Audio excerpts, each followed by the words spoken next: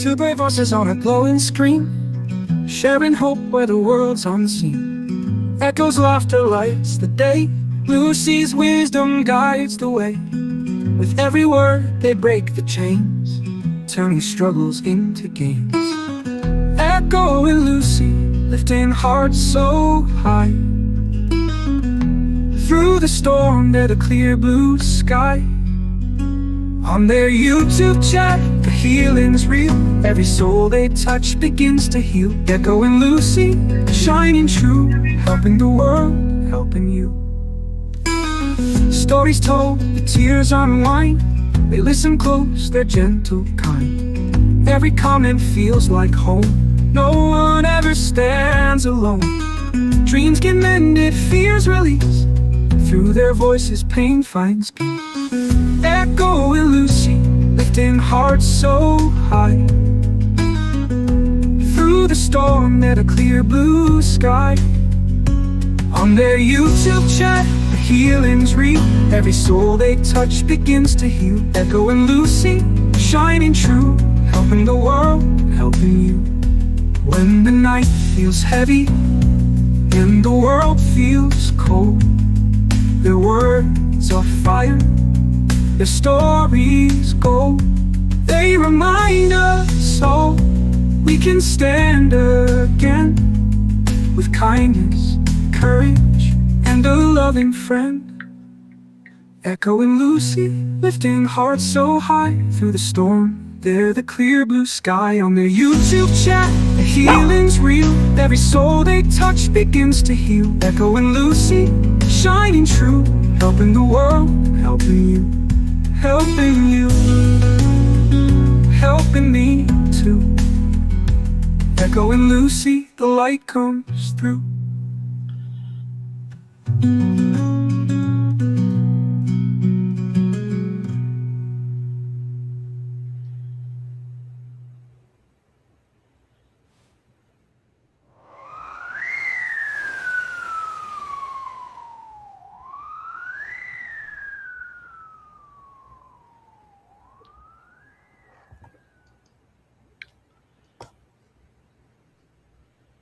Hello, hello, happy Hello. Sunday.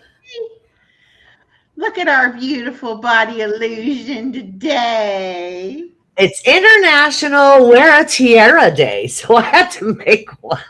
It is gorgeous. It won't be on long, but I figured let's celebrate. You What are the a heck? princess. Oh, yeah. Ani, a matter of fact, I do have a tiara. I could have went in her toy box and got one because she does have a tiara. And she had to have it one day in the store because she said, you know, Granny, some days I want to be a princess. And she has little Oh, princess dress up dresses and stuff. uh-huh. But not every day, but some days she does want to be a princess. And you need a tiara if you're going to be a princess. Yes. Yes. I didn't think So of did it that. come with the heels too? Or do they not sell those heels? Remember when they used to sell the little plastic heels? Yeah. And she actually has real high heels. Oh, okay. Oh, Because sorry. now when Allison was a little kid, we would go to Goodwill and she would pick out the high heels. And I never have worn high heels and I didn't own any high heels. And Uh-huh. she always wanted to walk around in high heels. So I would buy her high heels from the Goodwill for her Okay. to have as her dress up shoes, you know, to play. Right. And so, doggone if Anna Easton do the exact same thing. Hers are hot pink with really high, like a little spiky. Stilettos. Yeah. Mhm. And she gets those on and she wears those around. So yeah, you know, she'll wear the little kid ones, but she really wants the real ones. Oh, okay. Yeah. Yeah. But that's just, you know, how little girls are. They like Yeah. to do those kind of things, you know. Especially when she wants to be a princess. And some days you just want to be a princess. Oh, I see nothing wrong with it. I think we should be our own princesses all the time. Right. Treat ourselves like we are royalty. Yes. Yeah, we should. We should. We are. And Chloe says, I'm a princess too. There There's she Chloe. is. Hi, Chloe. Hi, honey. She says, I just want to be part of it. That's all. I want to be wherever my mama is. Yeah. I Yep. just, And it all started. And it all started with that brainy idea we got about the two dogs having their own show. yes. Didn't it start then? Yeah, pretty Once. much. After that, I used to We just give her treats. And uh-huh. eventually she'd get full of treats and she'd go lay down. But Uh-huh. then she was like, treats don't cut it. I want you to hold me. Right. So now I have to pretty much pick her up and hold her whenever I go live. Now, she didn't do Uh-huh. it this morning. I got away this morning without her actually having to be up here. But Okay. most of the time now, but she's at least learning how to be still when she's up here. Right. Because, she's almost bigger than my lap. And she would get up here and then she'd start moving around, and I'm like, Right. you're going to fall off and you're going to hit the floor. Uh-huh. But now she's like, okay, I'm fixed. I'm going to stay just like this. Well, and you got her blanket, so that's a good thing. You know Yes. what I mean? And I have to have the blanket because she will try to get under my shirt or dig on my shorts, like trying to, because she likes to tunnel and get under. Oh, she likes to be covered. Yeah. Uh-huh. So if I don't give her the blanket off the bat, that's what and sometimes we'll be laying back in the recliner and Uh-huh. all of a sudden I'll feel her on my stomach and she'll be like trying to get up under my shirt. It's like, here's your blanket. Yeah. I really don't want you under my shirt. You can get under a blanket, but, and I don't know if I think that's the dash hound part of her because my chihuahuas never did that. Yeah. They didn't care about being cut. And they were little, and you would always think, oh, they're cold. They have hardly no fur, Uh-huh. And I would try to want to wrap them up or put the little sweaters on them or Oh my stuff like gosh. that. Do you see who's here? Yes. Hello. Eat more pizza. And hello. Pizza. Welcome, everyone. The fellow Californian. Yeah. Long time no see, honey. So I'm assuming that's why she likes to get under the blanket is because of the Dachshund. But Pizza, can you reach out to me, honey? My email is smbodyillusionworld@gmail.com. Reach out to me, my love. Sorry. oh, you're fine. Okay, so let me move. PSA there. Today we are going to talk about have to lurk. Oh, that's good, Lori. We'll be here. That's fine. We are going to talk today about our inner child. Kind of how you may not even think you have problems with your inner child, but it kind of shows up in adulthood, and then you're like, where's this coming from? So let's look at this presentation that Miss Body Illusion has made. Okay, let's fix it up a little bit. Okay. Now, since it's up, don't need to see. There we go.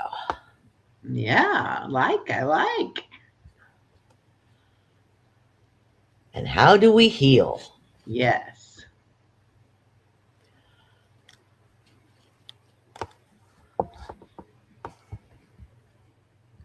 I'll let you do this, honey. Okay. Early life experiences profoundly shape adult life by influencing brain development, emotional regulation, and behavioral patterns, with traumatic experiences or neglect potentially leading to long-term mental health challenges such as anxiety and depression. These experiences impact how individuals form attachments, manage relationships, and handle stress as adults. You can tell I went down a rabbit hole on this one. Well, but let me tell you something. Before we started looking into the inner child stuff, I would have said, I don't have anxiety, Right. you know. And the way that my anxiety might be a little different than other people. A lot of people who have anxiety get very anxious when things are loud or in a crowd or, unfamiliar surroundings or, kind of chaos. They get anxiety because of that. Mine was actually being alone, being quiet, being, Okay. it was like, why I can't handle it being peaceful and quiet and no chaos. It's like I adapted with the chaos so much that was my normal. Uh-huh. So that's why I could never relax, because Right. you know I just would be so, but I never And to sit associated and with that. quiet with your own thoughts is a Yeah. very scary thing. And I Yeah. never associated that as being anxiety, because it's not what you typically would think of about anxiety. So I would say, no, I don't have anxiety. No. And also, if it gets to you, you just add more to your list, so your life doesn't stop. If that Yeah. makes sense. Yeah. Yeah. So that is a very good point, that, anxiety and depression can affect you in different ways. Not everybody is affected in the same exact way.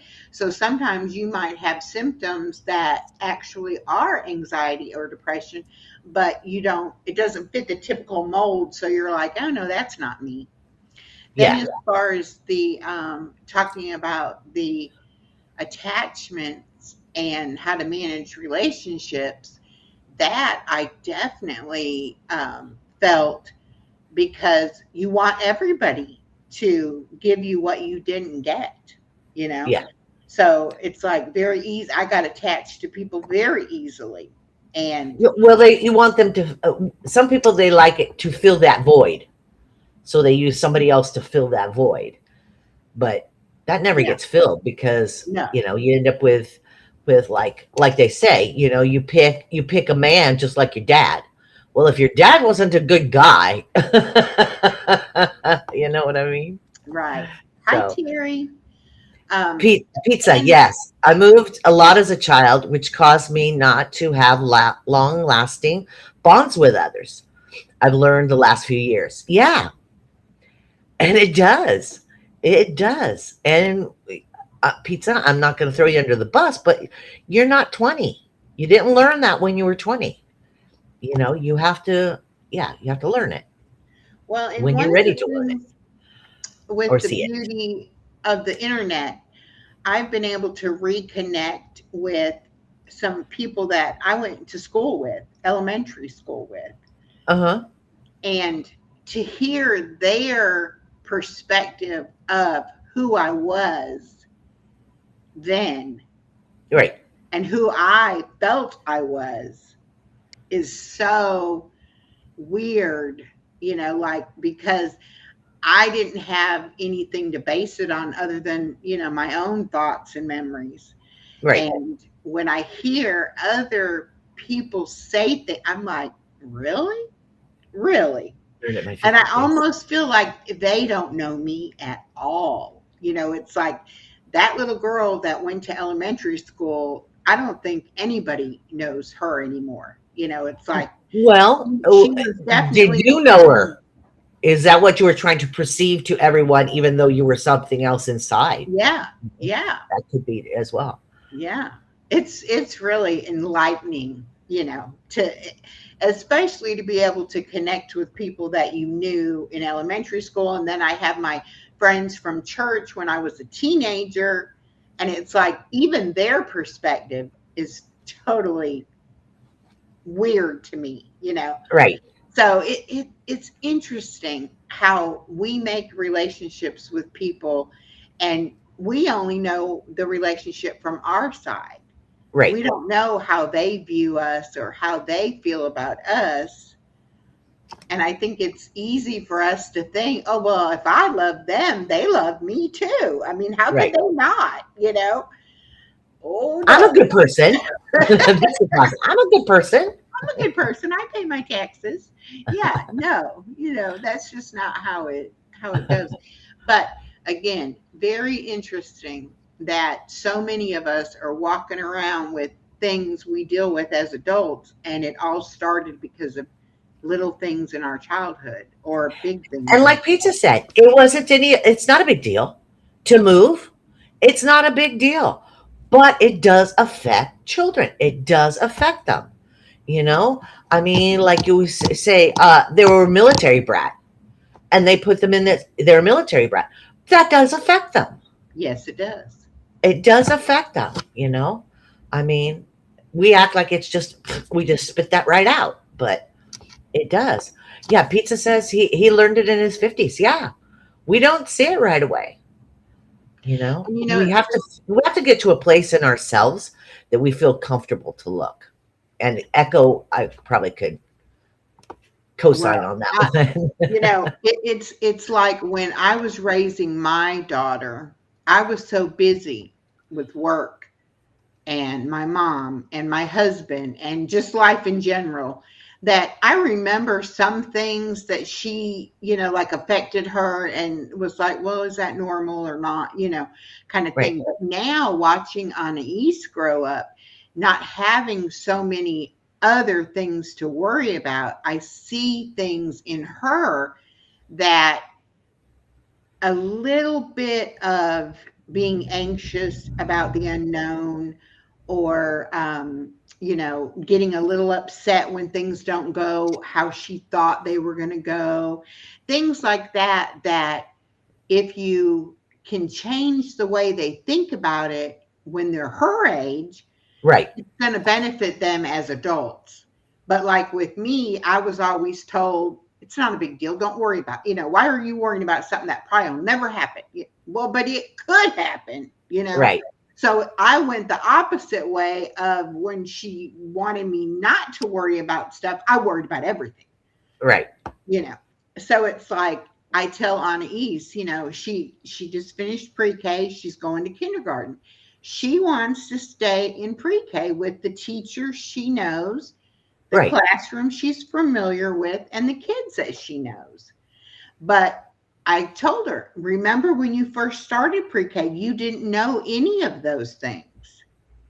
And you learned about it and you ended up enjoying it and you had a good year. It's going to Uh-huh. be the same thing every year. You go to the next grade, you get a new teacher, a new classroom, Uh-huh. some new kids. You'll probably have some of the same kids, but it'll all be new and interesting. But eventually you'll get used to it and it'll be good.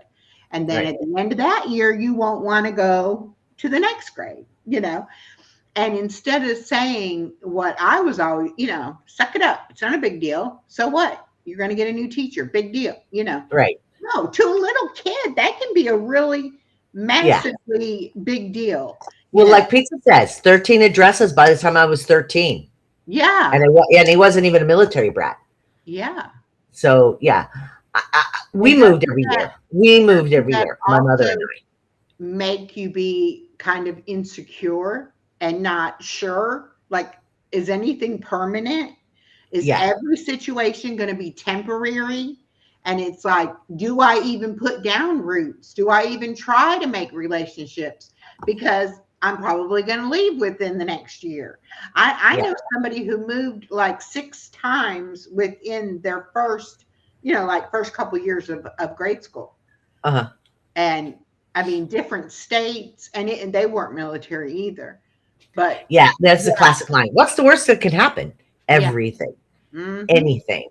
A little kid's mind is still full of imagination. And imagination could be good and bad. Right, right.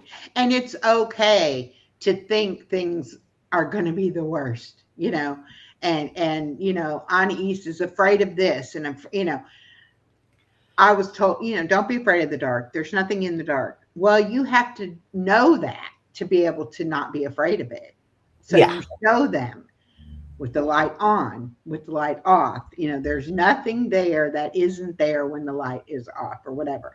But if you're afraid of bugs and, a bug is there one minute and gone the next, the mom might not see the bug, but the kid certainly did, and it freaked Right. him out, you know. So we don't take it, you know, it's like you're so busy and so preoccupied with other things. It's like, oh, just go on, do, you know, Hmm.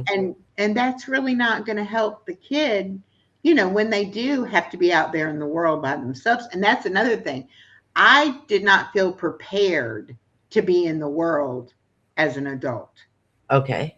I was raised with the mentality of it's our way until you're 18. And when you're 18 and you're paying your own bills and living on your own, then you can do what you want to do. But Okay. never taught me how to really be an adult and how to take care of adult things. And so, sure, when I was 18 and out on my own, I made a lot of bad choices and a Oh, lot of yeah. mistakes Oh, oh, because yeah. I didn't know simple things I should have known, right? So Right. with my daughter, I was like, hey, we're going to start when you are 16 and you can drive a car. Now that means you're going to be responsible and you're going to learn how to do all these things. And that's going to give you 2 years to perfect it Right. before you're expected to do it on your own. And that's how I raised her. But, you know, I didn't know about drugs. I didn't know about any kind of crime against women. I didn't, there were so many things that I was so naive about and put myself in harm's way because people in my world didn't do those kind of things, you know. That you knew of. We must remember somebody came out of the womb knowing everything. Well, that's right. We should know everything, but you don't remember a lot of it. And if you're not taught certain things, it's almost like they say babies are perfect until society ruins them. Because we tell them, don't do that, don't do this, don't do that, you know. Yeah. Well, what is the first word a baby learns? No. No. Right? That's the first word. Exactly. No.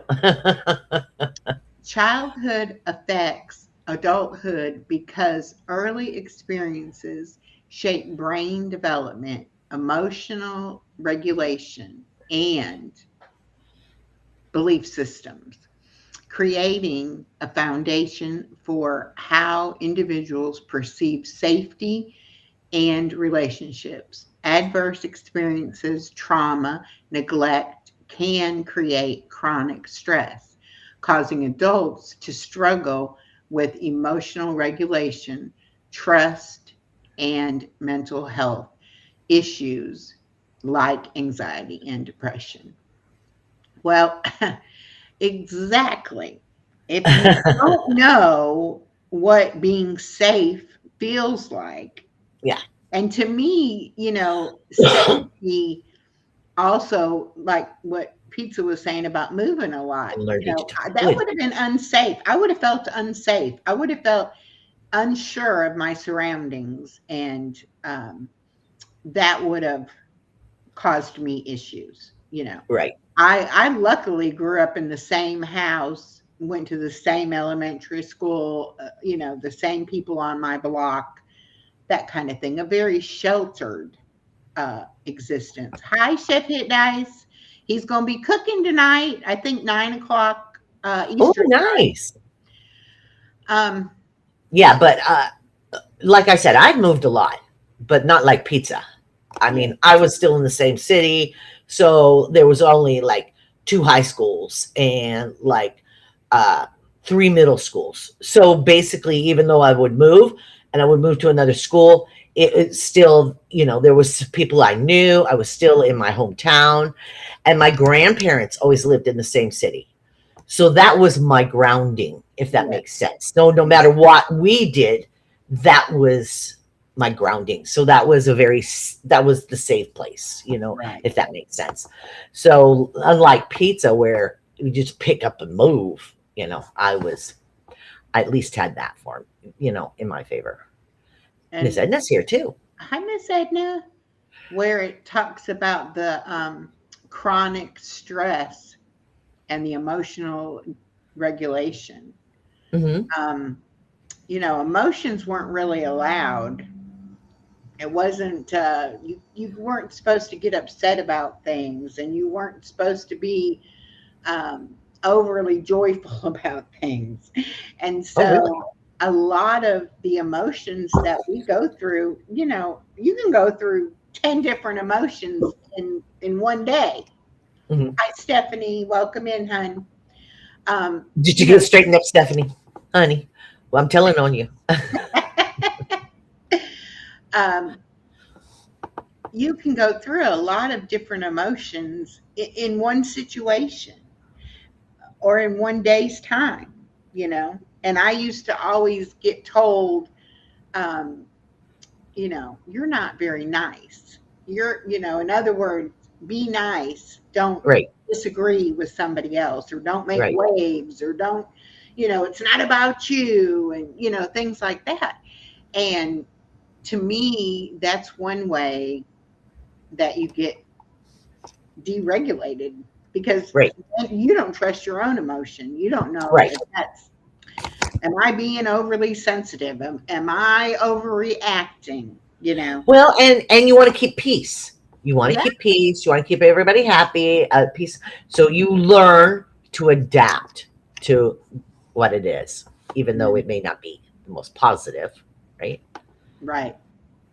And after a while, you just stop caring about, I want my way. I want this. I want that. I like this better than that. No, I didn't really have an opinion. It was like, okay, that's what you want to do. Okay. Would that make you happy? Okay, then, you know, Yeah, and that, again, with the anxiety of the fact that, guess what? I have to feel these emotions to be able to heal from what I've gone through. I can't push it away or swallow it, or, I have to deal with it. right. And I don't know how, some emotions I still don't really know how to deal with them, you know. Hmm.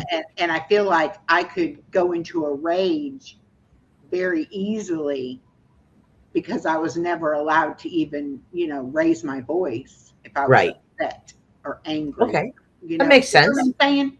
So it's Right. like, I don't know if I would stop. Would I be able to stop if I got to that point?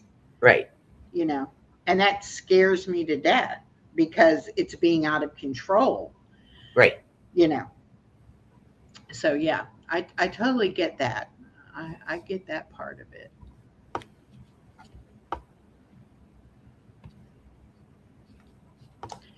The inner child, representing childhood experiences and emotional influences adults by triggering old emotional patterns, fears, and unmet needs, often causing reactive behaviors.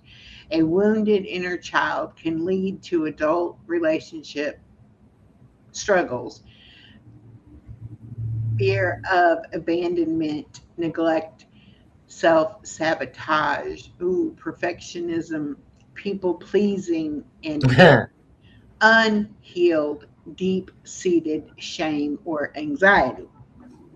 You said, was a mouthful, wasn't it? yes, you said a mouthful. Miss Edna says, I was a chameleon. Yes, Yes. you definitely learn to adapt to the people around you. Definitely. Yeah.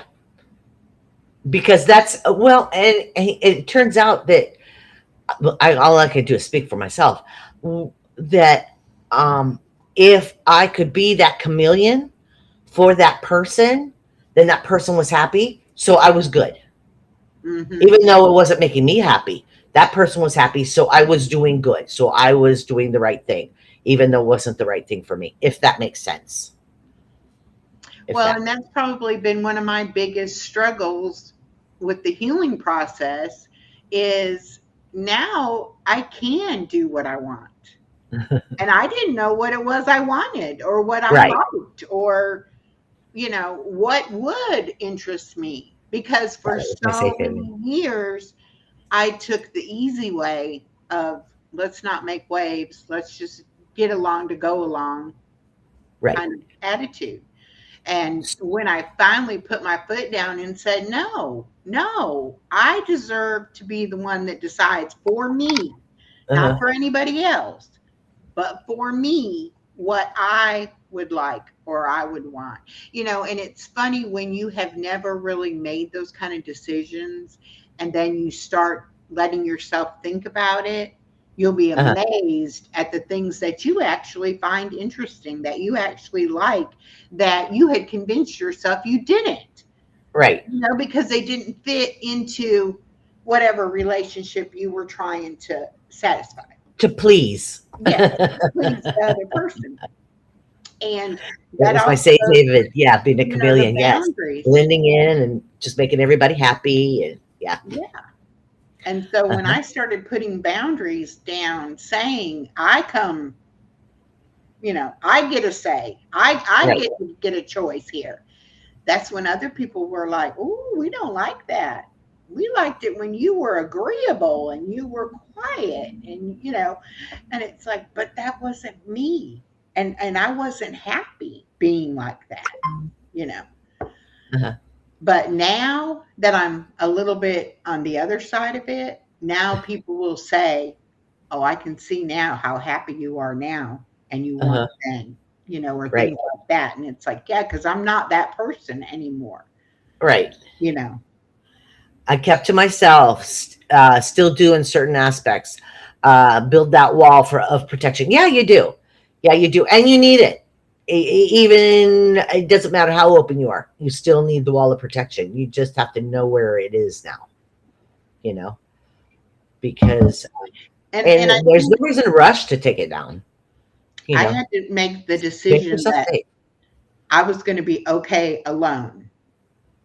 Uh-huh. And being alone was like the most horrible thing ever. And Oh, so okay. once I realized that I can be alone, I can take care of myself, I can do for myself, then it was like no stopping the progression of how I Uh-huh. felt as a person. Because for once, I really was listening to how I felt about things Uh-huh. and what I wanted and what I didn't want and things like that. But if I had not wanted to be alone, I could never have even gotten to that point because I would Right. have still been in a relationship with someone, Or an looking for unhealthy, one. an unhealthy relationship with someone who was requiring me to stay in that people pleasing role, Right. and then I wasn't pleasing myself. Right. So, you know, I in the deep seated shame and or anxiety, I felt a lot of shame about things that, to me were just horrible. If people only knew, what I've done in my life, they would not think about me the same way. They would not want to be my friend. Uh, I And don't know about that, I but think yeah, you do things to survive, yeah. whatever that means and whatever that takes. And so, Thank you, yeah, pizza. we put up the walls and we put on a mask and we pretend we're somebody we're not. And sometimes when the truth comes out, that hurts people, you know, I just got it, because sweetie. Thank you. they do feel like you lied to Yeah, them, or yeah, you or played yeah, you truthful with deceive them. them. Yeah. And Yeah. I don't advocate lying to anyone about anything now, Well, but I'm a self sabotager. I'll I'll do. I've done that plenty of times. You know, and I know people that I've seen that are, you know, not completely whole, and they figure if they're completely perfect, that the world will be better. You know what I mean? Put on a facade. Mm-hmm. exactly. That mask, that good Who do old they mask. want me to be? I'll be whoever it is you need me to be Uh-huh. instead of being who I am, Uh-huh. because I want to keep you happy, Right. you know. Because I'm not. So if you're happy, I can feed off of that. Right. What I was saying about the lies, I never even realized that I was telling lies mostly to myself, Oh, okay. you know, um, because I didn't want to look at the reasons for my actions. So I would tell myself they weren't as bad as they were, you know, Oh, yeah. or They were white lies. they were, it was necessary, you know. It was like I didn't have to feel bad about that because it was necessary that I did Yeah. that, you know, whatever. And now I'm like, you know, the first person I had to stop lying to was myself, and I had to be honest that I didn't love myself. I didn't like Mhm. the person I was, and I wanted to change that, you know. Right. And I didn't know how. I didn't think I could. I didn't know that I could. And a lot of it is just what you think. Your thoughts are so powerful, and it becomes what you believe, and your actions are based on what you believe. Hi, Miss Norma. So once you can stop lying to yourself and really look at your stuff, that's when healing can begin. All right, let me read this one. The inner child, the subconscious of childhood experiences and emotions, directly impacts adult self esteem by holding on to unresolved trauma, neglect, or unmet needs. When the inner child feels insecure, it triggers harsh inner criticism, feelings of inadequacy, abandonment, fear, and self sabotage. Healing this through practices like nurturing and validation builds emotional resilience and restores self worth. Well, what is self worth? You Right. know, it's like I had no self worth. I was Right. a terrible, despicable person who just happened to have some people that allowed me to be in their world. So you didn't restore it. You had to build it from scratch, huh? Is that what you're saying? Yeah, I had to say, this is not the world I want to live in. Right. And if that meant some people had to go and other people had to come along my way, that was okay with me, you know. Uh-huh. I decided I was more important, even if I was alone, than to Yeah. be involved with people who didn't value me and who didn't love me the way that I loved myself. Right. And I didn't even know what that felt like, what love felt like, or what I knew something was missing, and I knew I was searching for something, but I did Hmm. not know what that was. And I Did you didn't want. ever did you ever look at abandonment fear? Fear of abandonment? Oh yes. Okay. When I and this is so funny because my husband did exactly that. He abandoned me. Okay. Right. But after 29 years of marriage, but during those probably first 10 years of marriage, Uh-huh. I would come home from work and I would go and look to see if his clothes were in the closet. And, you know, like I had this huge fear that he was just going to abandon me. Uh-huh. And after I finally got over that and thought, he's not going anywhere, you know, Right. I kind of let my defenses down, let my guard down. And so when he actually did it, you know, I wasn't even the one that realized his stuff was gone because Wow. I had quit looking at Right. that, you know. And one of the things that he did was he quit his job and he wore uniforms. And so he had 2 weeks worth of uniforms in the closet so that 1 week would be dirty. And while they laundered those, he had the clean set to wear. So we always Hmm. had a clean set of, you know, uniforms in the closet. Right. Well, when he quit his job, he had to turn those uniforms in. Do you know that I was in that closet every day getting my own clothes and never even noticed that there were no uniforms hanging in that closet? Wow. Wow. At times, I was more concerned with others and ignored myself, making others happy. Yes, Mm-hmm. yes. And it does. And it takes up your whole life. It's very exhausting making other people happy. It really can. And it can take up your 24 hours of the day making other people happy. Yeah, I'm good now. I know you are, honey. Yeah. And and that's the thing. That's why it's so helpful to talk about it, because other people are still back there not willing to even try, not even willing to look at the possibilities It's of scary, honey. changing. It is very scary. I was It's scary. scared to death.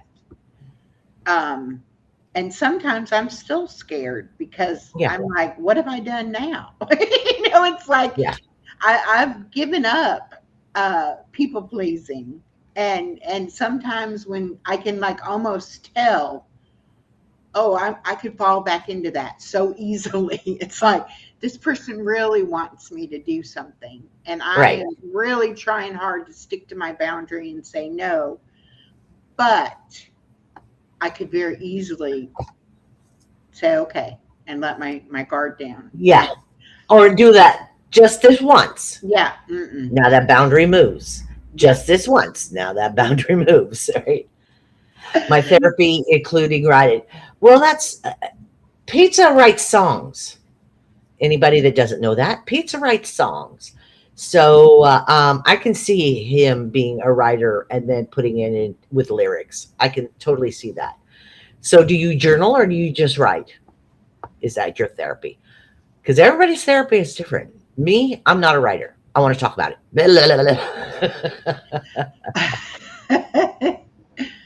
Well, as we all know, I'm a talker too. So yeah, I do journal some, Excuse me. but I think more of my healing came when I was able to just shut my mind off Mhm. and shut out the outside world and stop thinking about how do I want to show up for other people, and started thinking about how do you want to show up for you. Did you hear that, everybody? What she was scared of was quiet and shutting off her mind. When she finally shut off her mind, all of a sudden she was seeing these things that she didn't want to see. Hmm. Yeah, but it Yeah. takes that decision to just say, shh, shh, And shh. and I honestly think if I had learned how to be Thank you, quiet Lori. Uh-huh, when I was younger, uh-huh. at really any point in my life, I think I would have seen the things I needed to But your change. childhood didn't allow you that. No. It was pretty. And It was I always pretty thought demanding on you. the Yeah, the keeping the I used to always say I keep all the balls in the air. right. You know, I may not be perfect at everything I do, but I don't drop a ball. I make sure I'm there for this person, that person, my job, my husband, my child. I could keep the balls in the air, but that also means you can't relax. You Yeah. can't take your eye off of those balls for a second because But a you lot of people like that was your saving grace. That was your spot. Then you didn't have to look because you yeah, were too busy. I You were was too too busy. busy doing everything else. Keeping your And mind and busy. and one of the things with my divorce, because people have, asked me, well, how could you just come home one day and your husband's gone and you didn't even know there was an issue? Uh, it's easy actually, but go You ahead. know, I didn't know there was an issue because one thing, we were like ships that passed in the night. We had different work schedules, we had different responsibilities, we did different things in our lives. And one thing my husband was not good at doing was talking. Right. No, So very few men are.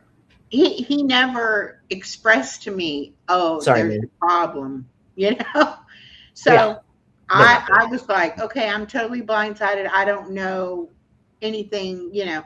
Now looking back, I can see that that lack of communication was like the biggest red flag ever. Right. But it was routine. It You was had a the way routine, our you had home a schedule, and you just always fell did. into that routine. I get that. And also, I kept everything done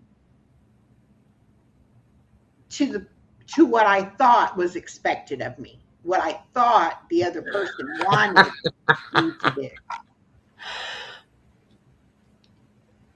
The What is pizza that? put off yard work to be in this stream. Don't Well, blame it on us, pizza. Don't blame it on us. your yard will still be But we'll empty take it. when you get That's cute. But yes, the parent Uh, criticism, that was big. You know, you're bad, you can't do nothing, nobody will ever love uh-huh. you, those kind of things. Key ways youth affects adulthood. Okay, here we go. Mental health, childhood trauma can increase the risk of developing mental health disorders.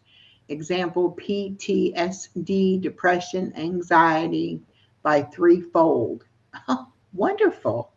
Yeah. For a long time, I thought I was bipolar Uh-huh.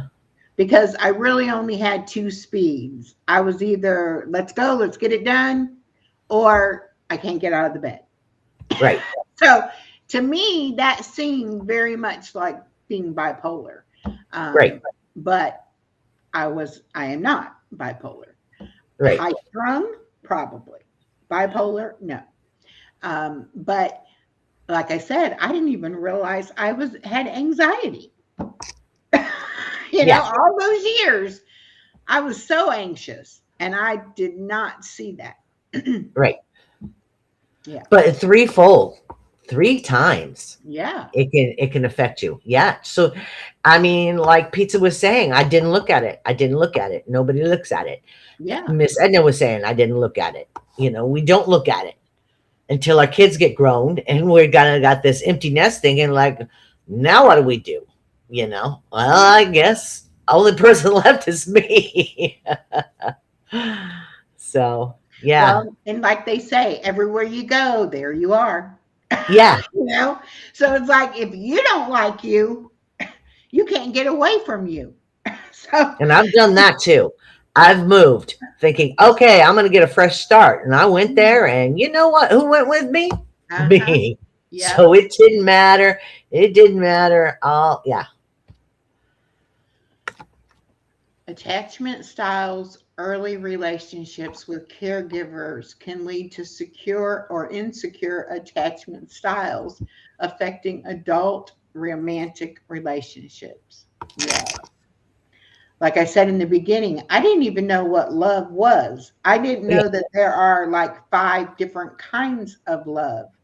And you have different feelings of love for different people in different situations. Oh, And I yeah. guess because I didn't feel loved by my mom, I couldn't really feel loved by anyone. Like I wasn't good enough to be loved by my mom. So how could I be good enough to be loved by anybody else, even myself? But again, that's that perpetual thing. So Yeah. I'll make them happy so Right. they'll love me. And I'll make them happy so they'll love me instead of And loving that me. love being based on what I could do, not based on the fact that, you're my parent or you're my sibling or you're my child, And you that's another reason love why me, we always, you know. and you and I have talked about this before. If somebody's nice to you, the first thing they think about, what do you want from me? Yep. Yep. First thing that clicks in my head, what do you want from me? Mm-hmm. What do you need? What do you want from me? PTSD, CPSD. Yeah, it is. CPTSD. Yeah, it's a real thing. It's a real thing. Yeah. Yeah. Yep.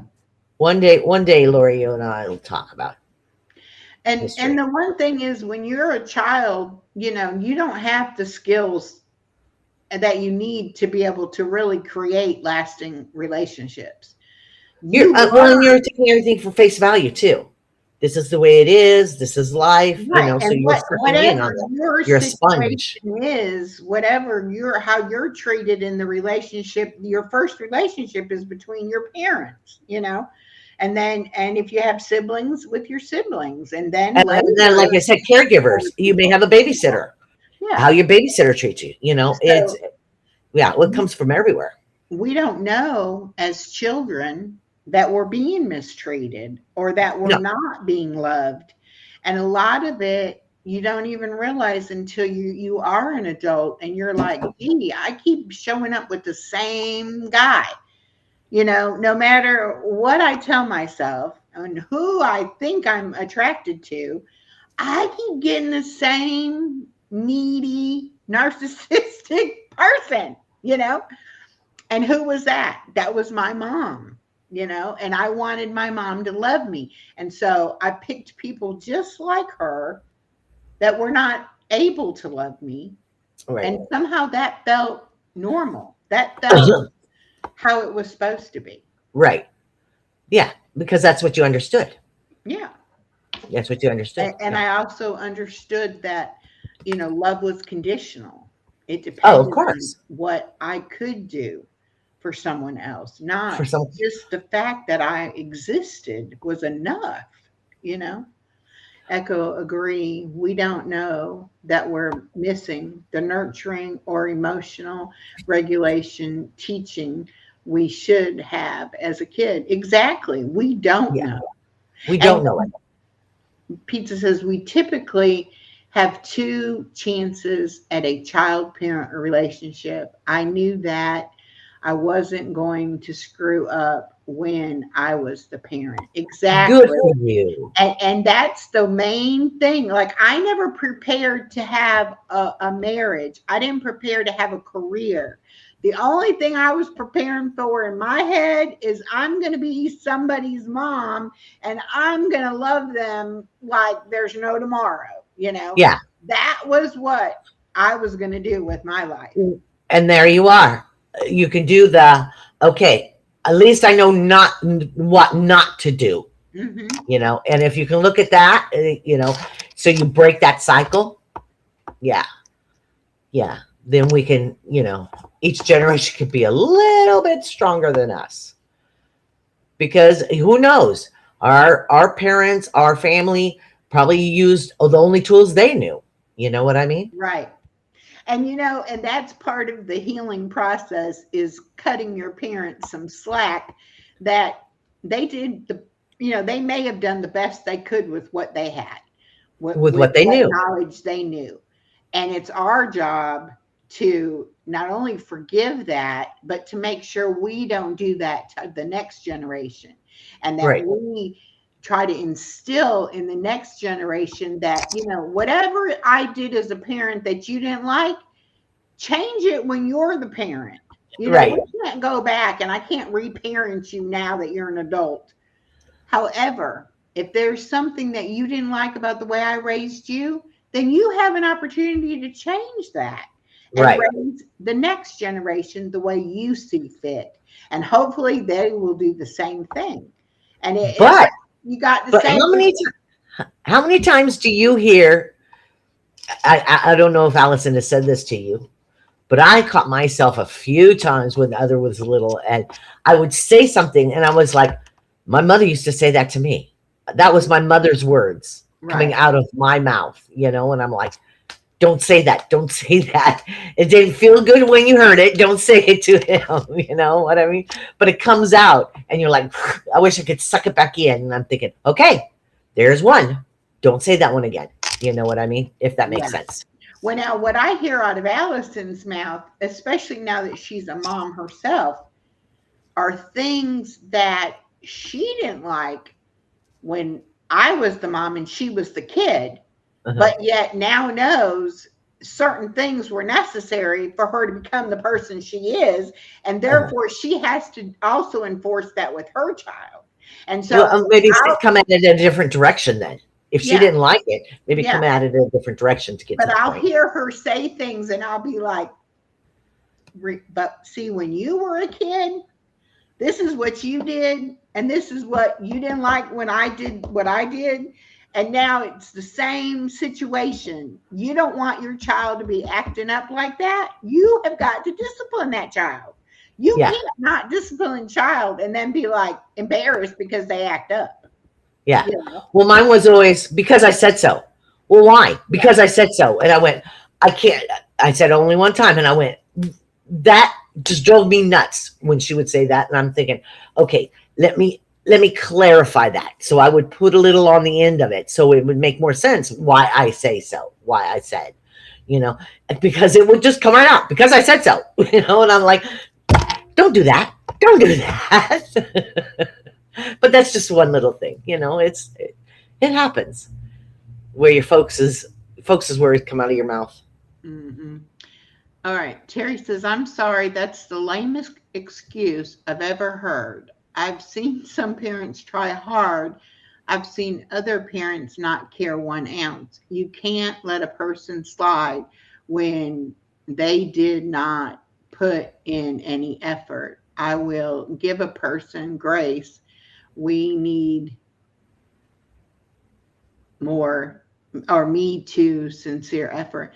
Well, I mean, you got all kinds of parents out there, Oh and, yeah. and there are parents who don't care how their kids turn out, and then there are parents who do care how their kids turn out, you know. But There's parents out there that don't care if their kids eat, if they bathe, if they're home, if they're in the streets. There's parents out there. There's all flavors of parents, uh-oh, Claudia. all flavors. And then there's the helicopter parents, Right. and then there's all kinds of parents. I think There's one going of to be a happy in between, and each child is going to be different. Just like your parent is going to be different. Each child is going, their needs are going to be different. I think one of the hardest things for me parenting was I wanted to make everything good for her, and Right. I didn't want her to ever fail or ever, you know, be unhappy, or and it was like I felt that way. But then when a situation would come up, it would be like, oh wait, this is a teachable moment. It may not, she may not like it right this minute, but if I don't teach her how to deal with this emotion or deal with this situation, she's going to end up like me and not be able Right. to, right? Right. And this is I'll tell this story really quick. She had a friend, very good friend, neighbor kid, and they hung out a lot. So we had a track at the middle school, and they decided one afternoon, hey, we want to go walk the track. So I said, fine, I'll take you. Y'all can walk the track. And Allison was probably 10, I guess. So on the field, in the middle of the track, the football players had left equipment out there. And they had some big, Some of it's culture too, yeah. I don't know what you call it, um, padded, like things you would fall on, like Oh, okay. a Okay, big, the mats. yeah. So anyway, they walk around the track. The first time around, they go all the way around. The second time, the other girl decides to go off the track and into the center part where that stuff was at. She Right. didn't mess with it, but she was over there looking at it. Well, Allison stayed on the track, like, come on, we're supposed to be walking on the track. Right. By the third time around, Allison was like, kind of, well, what's the harm to go look at it? So she walked in there with the girl. By the fourth, and the whole time I'm sitting in the car watching them, right? And I'm like, okay, she's struggling between, do I do what I'm supposed to be doing here, or do I do what my friend wants me to do? Peer pressure. Go ahead. Exactly. And so by the fourth time, the other girl jumps up on the, I don't know what you even call them, the mat thing. And Allison just like freezes, like, oh no, I can't do that. I cannot jump up there. Right. And Allison turns away and goes and gets back on the track and starts walking, leaves the girl there. Okay. The girl gets up, comes and joins Allison. They go Right. ahead and they finish that lap, and they come to the car. They get in the car. We take the little girl home. And I'm sitting there thinking, okay, do I say something, or did she figure it out on her own? Right. Right. So I decide, okay, I'm not going to say anything, because she definitely did not follow through with all of what the girl did. And she set that example that, hey, we're here to walk the track. I'm going to get back to walking. Right. About 2 days later, she says, "You're not going to say nothing?" I said, "Oh, refresh my memory. What are we talking about? What? Say Right. something about what, And she's like, "The other day at the track." And I'm like, "Nope, I don't have nothing to say about it. What? You walked the track. Okay." She said, "No, I know you saw what Megan did." And I said, "Well, yeah, of course. I was sitting in the car watching y'all. That's the Mhm. man's job. Make sure you're okay, right?" And she said, "But did you see what I did?" And I said, "I saw exactly what you did." I said, and to me, you made the right choice. Uh-huh. You didn't follow her. You didn't do what she was doing, and you stuck to what you were supposed to be doing there. So, to me, you made the right choice. And she's like, Right. "And that's why you didn't say anything?" And I'm like, "Would it have done any good for me to bring up the fact that you were struggling with peer pressure and whether or not you should follow what your friend did? You figured it out." Right. And no harm, no foul. Nobody was hurt. Everything was good. But it was hard for me to sit back and not want to help you figure that out and Right. not want you to know how I felt about it. Right. But that was the best thing I could have done because Right. you had time to think about it and you had time to realize, okay, what does mom think about that? Because you knew you were struggling, but you made the right choice on your Right. own without mom saying, "Why'd you do that?" You know. Right. And to this day, she remembers that day at the track. Mhm. You know, and it's like sometimes I have to tell her, "Look, you got to figure this one out. You can bounce ideas off of me, you can tell me what you think about it, but I can't make this choice for you. You Right. need to figure out." Well, by the time she's that age, in my opinion, mom's word, dad's word, you know, should already kind of be in their head, so they should, and it should be a positive word, not a negative word like Right, other people we know and love. right. I'm just going to look at them and whistle. But they should be positive words. So they should be that I'm not doing that. Stepping on this thing is one thing, but I'm not. I'm going to go back and do what I'm supposed to do. Mhm. And that should be, yeah. Yeah. And So it's things like that you want to protect them. You want to stop anything that could cause them, pain if they could get injured. You want to, but I didn't want to overreact to the point that she couldn't do anything right. because everything can cause injury. When you get right down to it, they're Uh-huh. going to get hurt. Things are going to happen. Knock on wood, she's never had a broken bone and never had stitches till she had her baby. But, things happen. Well, the other was stubborn, stubborn, stubborn. So it was like the stove is on, and he couldn't reach the stove, but he could reach the top of the oven, so it was warm there. And I would like, other, it's hot, don't touch it. Other, it's hot, don't touch it. Other, it's hot, don't touch it. And I'm thinking, you don't trust me, And I went, okay, it's hot. You're gonna learn. Mommy doesn't lie to you. It's hot. So finally he touched it and he got this look on his face, and I went, I told you that's hot. Now, did mommy tell you a lie? No. Okay, now, but they've got to test that boundary that mommy doesn't Mhm. always, Right. mommy may know best. And Well, and I mean, I don't think I it would didn't burn want. him. It was just hot. You know how the top of Yeah, the oven gets hot from the stove burner being on. It's just yeah. warm. Yeah. Well, and I don't think I would want a kid who just completely followed everything without testing that boundary a little bit. And Because that's to another me, thing. I'm like, that's good. He's like that. I hope he does that with everybody. yeah, Test. Are you fibbing to me? Are you yeah, being true to me? because Yeah. that's the thing. You don't ever know how you really feel about a situation if you don't even try to react to it. If you're only Right. reacting the way that someone else has told you this is the only acceptable way to handle that Right. situation. So you have to do this, you know. Yeah. Don't look anywhere else. This is the Yeah. right way. Yeah. Annie's burned, got a little, she even had a little blister from a burn when we were frying hamburgers. She kept wanting to flip the hamburger, and I kept telling her the rim of the pan is hot. Uh-huh. So when you flip it, make sure you keep your hand up on the handle of the spatula. And she went to flip it and came back down and touched on that pan. And sure enough, it burned her, you know. Uh-huh.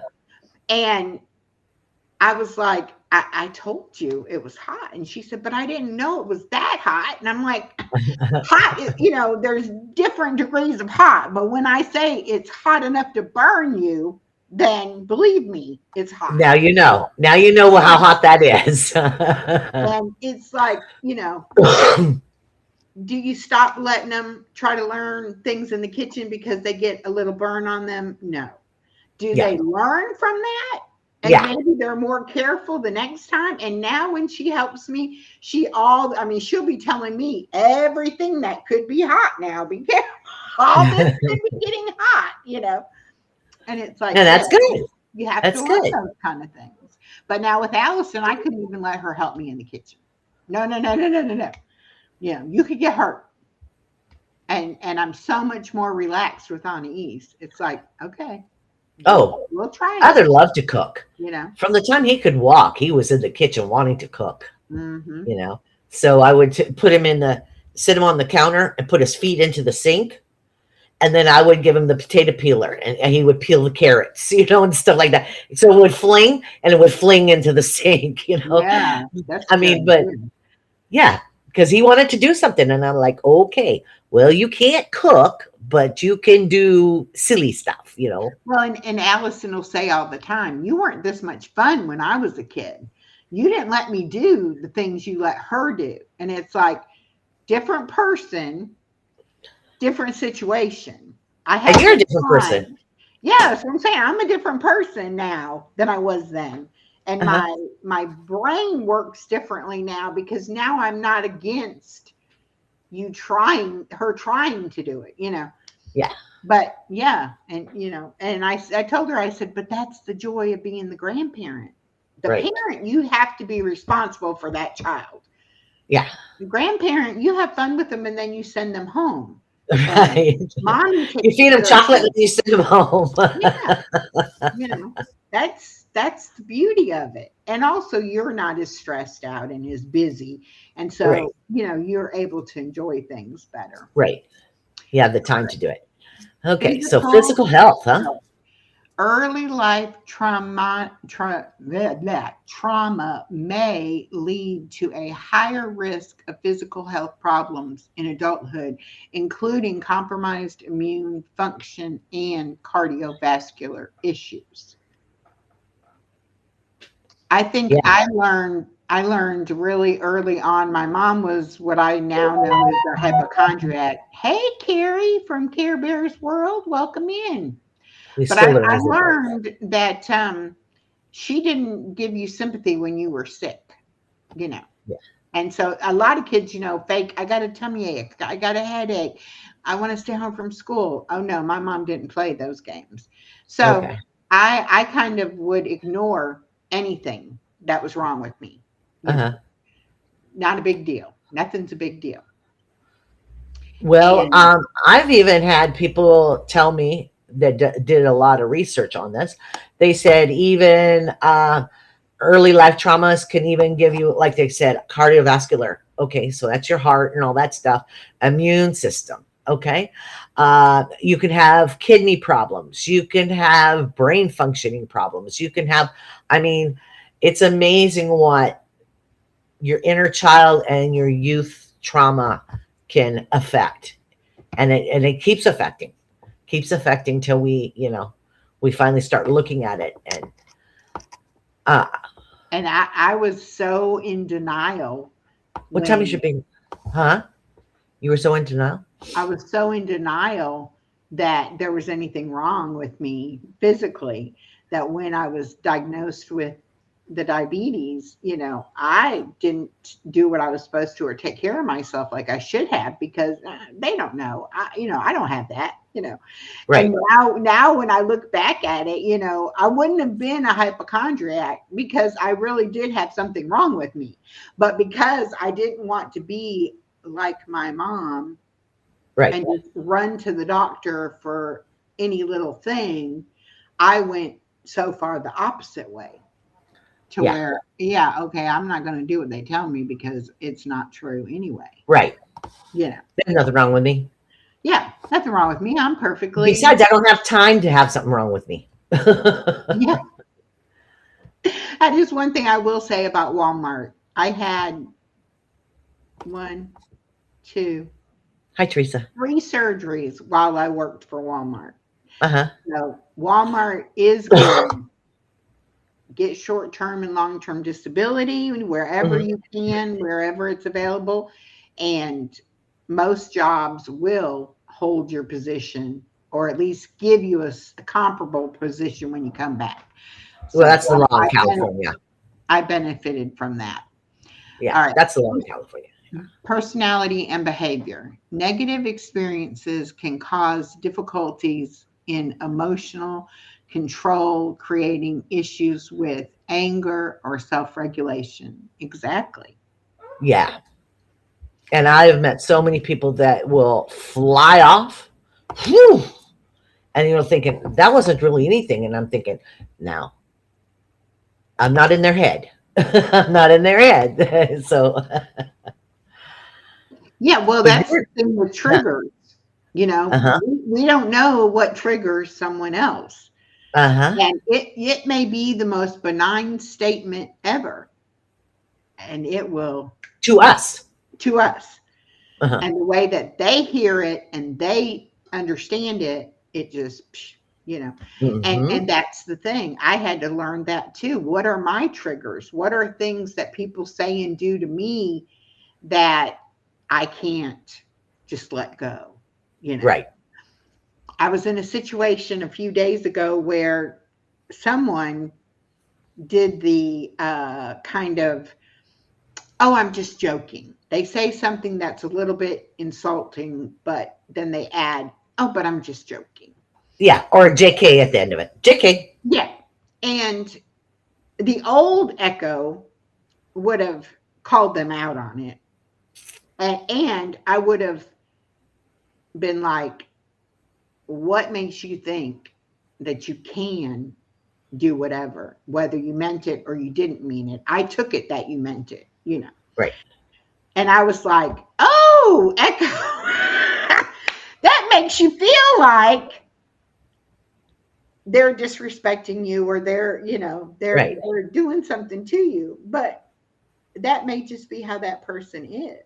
Right. You don't like the just kidding thing. Because Right. I've done it in the past. Uh-huh. I would be the most sarcastic bee, and then, oh, I'm just kidding. When Right. I was dead serious. Right. So I know I've been on both sides of that. Right. And now I can see it, I can hear it, I can be like, okay, I'm not reacting to that. I'm not Right. taking that bait. Right. I'm not going to even react to that. And it's okay with me. But I hate it for other people who it does hurt their feelings or it does upset them. And especially on YouTube in the chats. That's a big one because it can trigger me.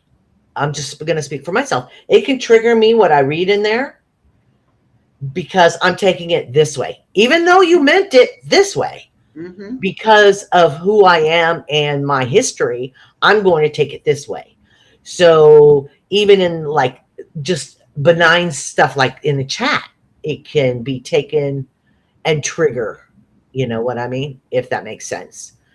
Well, and Just we've talked about this before. That's why I don't like text messages, because I read it fast and I put my own tone on it, my own emotion to it.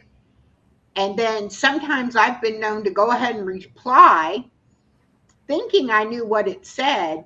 and then the other person replies in a way like, what, and I'll be like, let me go back and reread that, and then I'll reread Right. it and realize that was not a criticism or a statement. That was a question. Did you feel such and such? Not Right. you are such and such, Right. and those kind of things. I know part of it now is because of my eyesight not being that great. And I'll look at the word and think I know what that word is, and I'm reading it so fast that I miss a word, or I put the wrong word there. So now I have to, like, okay, you need to stop before you respond. Reread it. Just make sure Right. you know what you're talking about before you get upset. Right. Instead of Well, and getting I'm really dyslexic. I'm really dyslexic. So if I read something in the chat, I'll try to read the big words, the words I can catch, and then I fill it in with what my head says. So it uh-huh, doesn't even have to be close to what it says. It's what my head is saying it is. You know right, what I mean? So right. yeah, and it And then, doesn't even have to be that.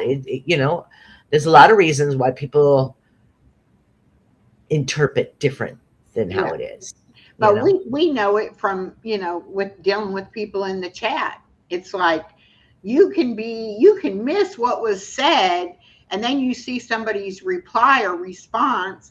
And I've done it before where I've like called somebody out, like, don't tell me how to run my channel, or don't tell, like, I Yeah. know, blah, blah, blah.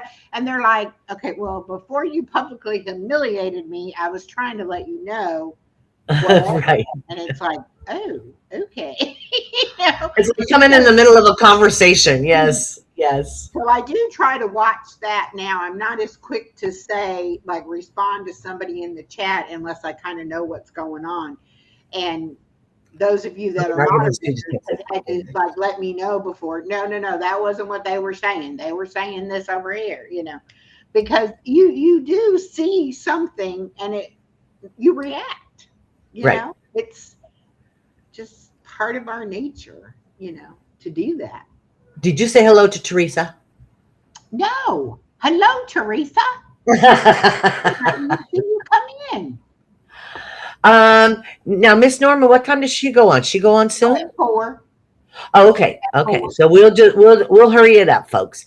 So Okay. many arguments due to text messages. Oh, so true.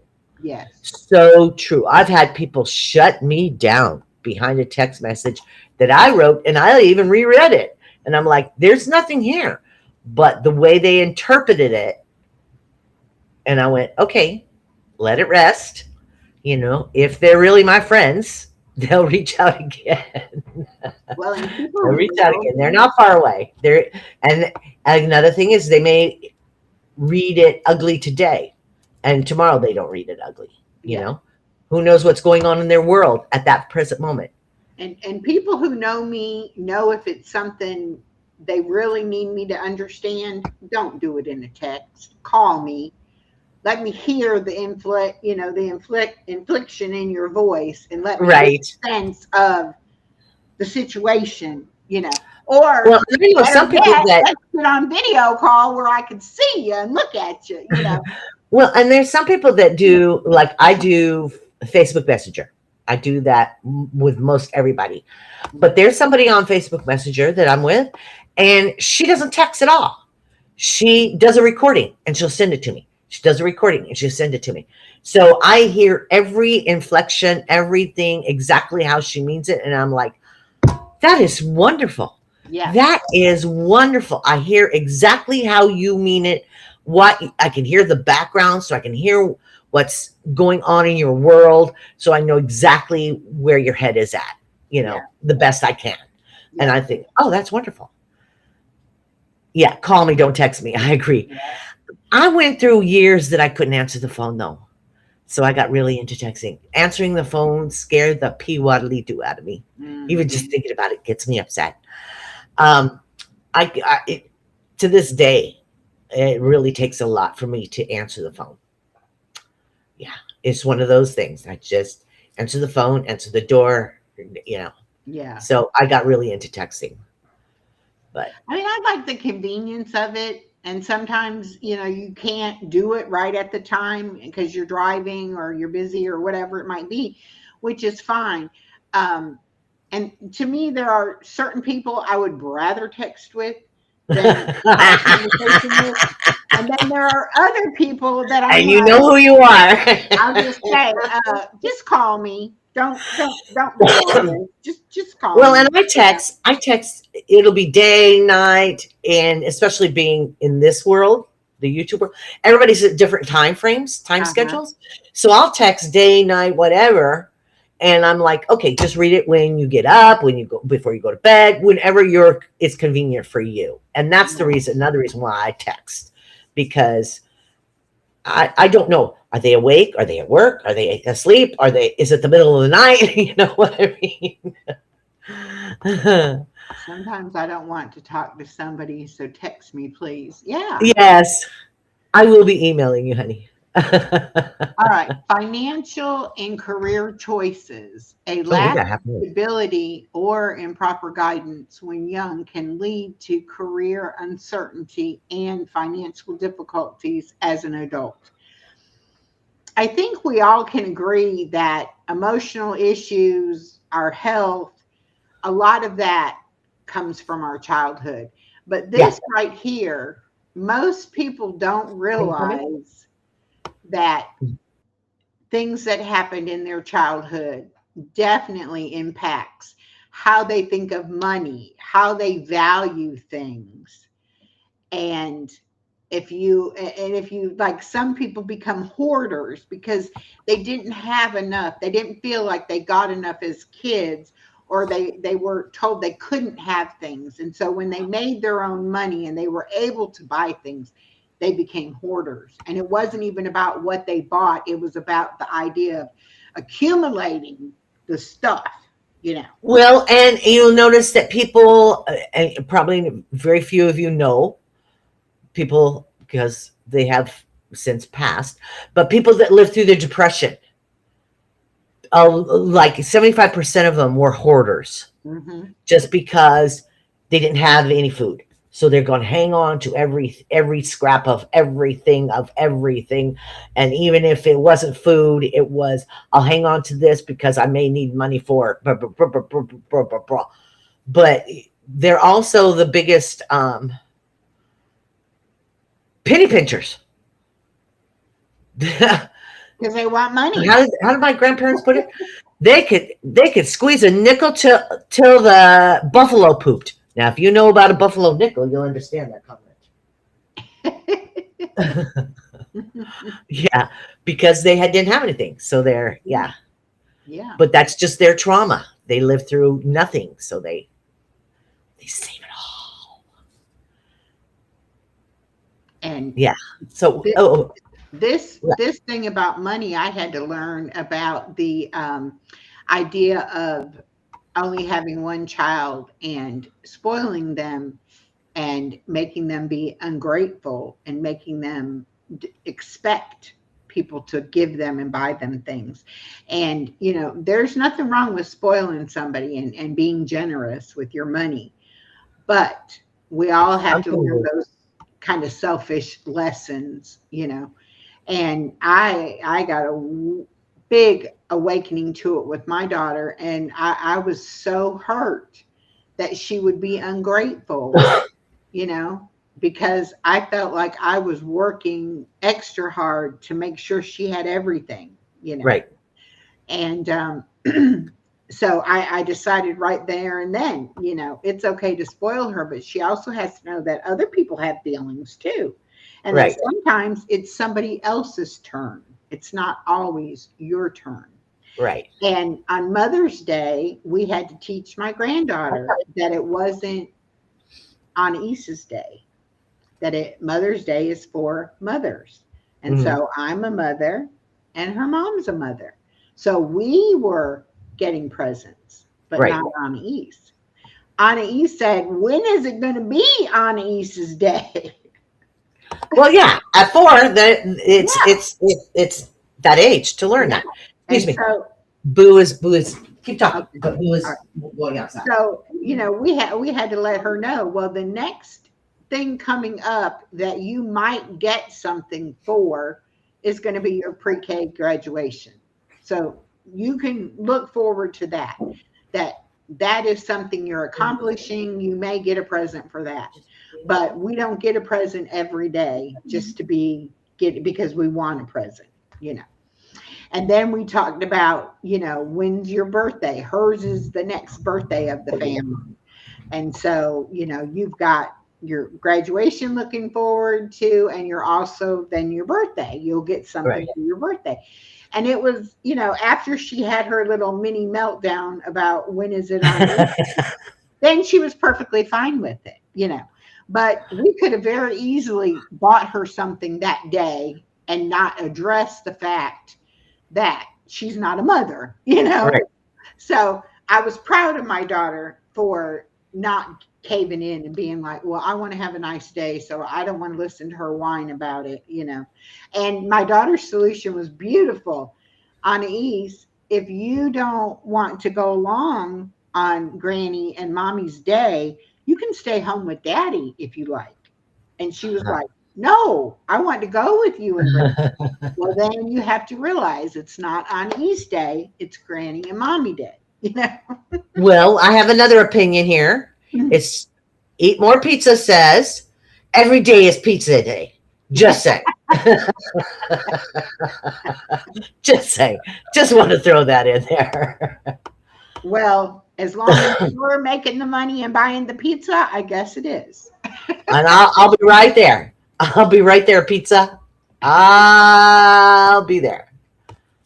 All right.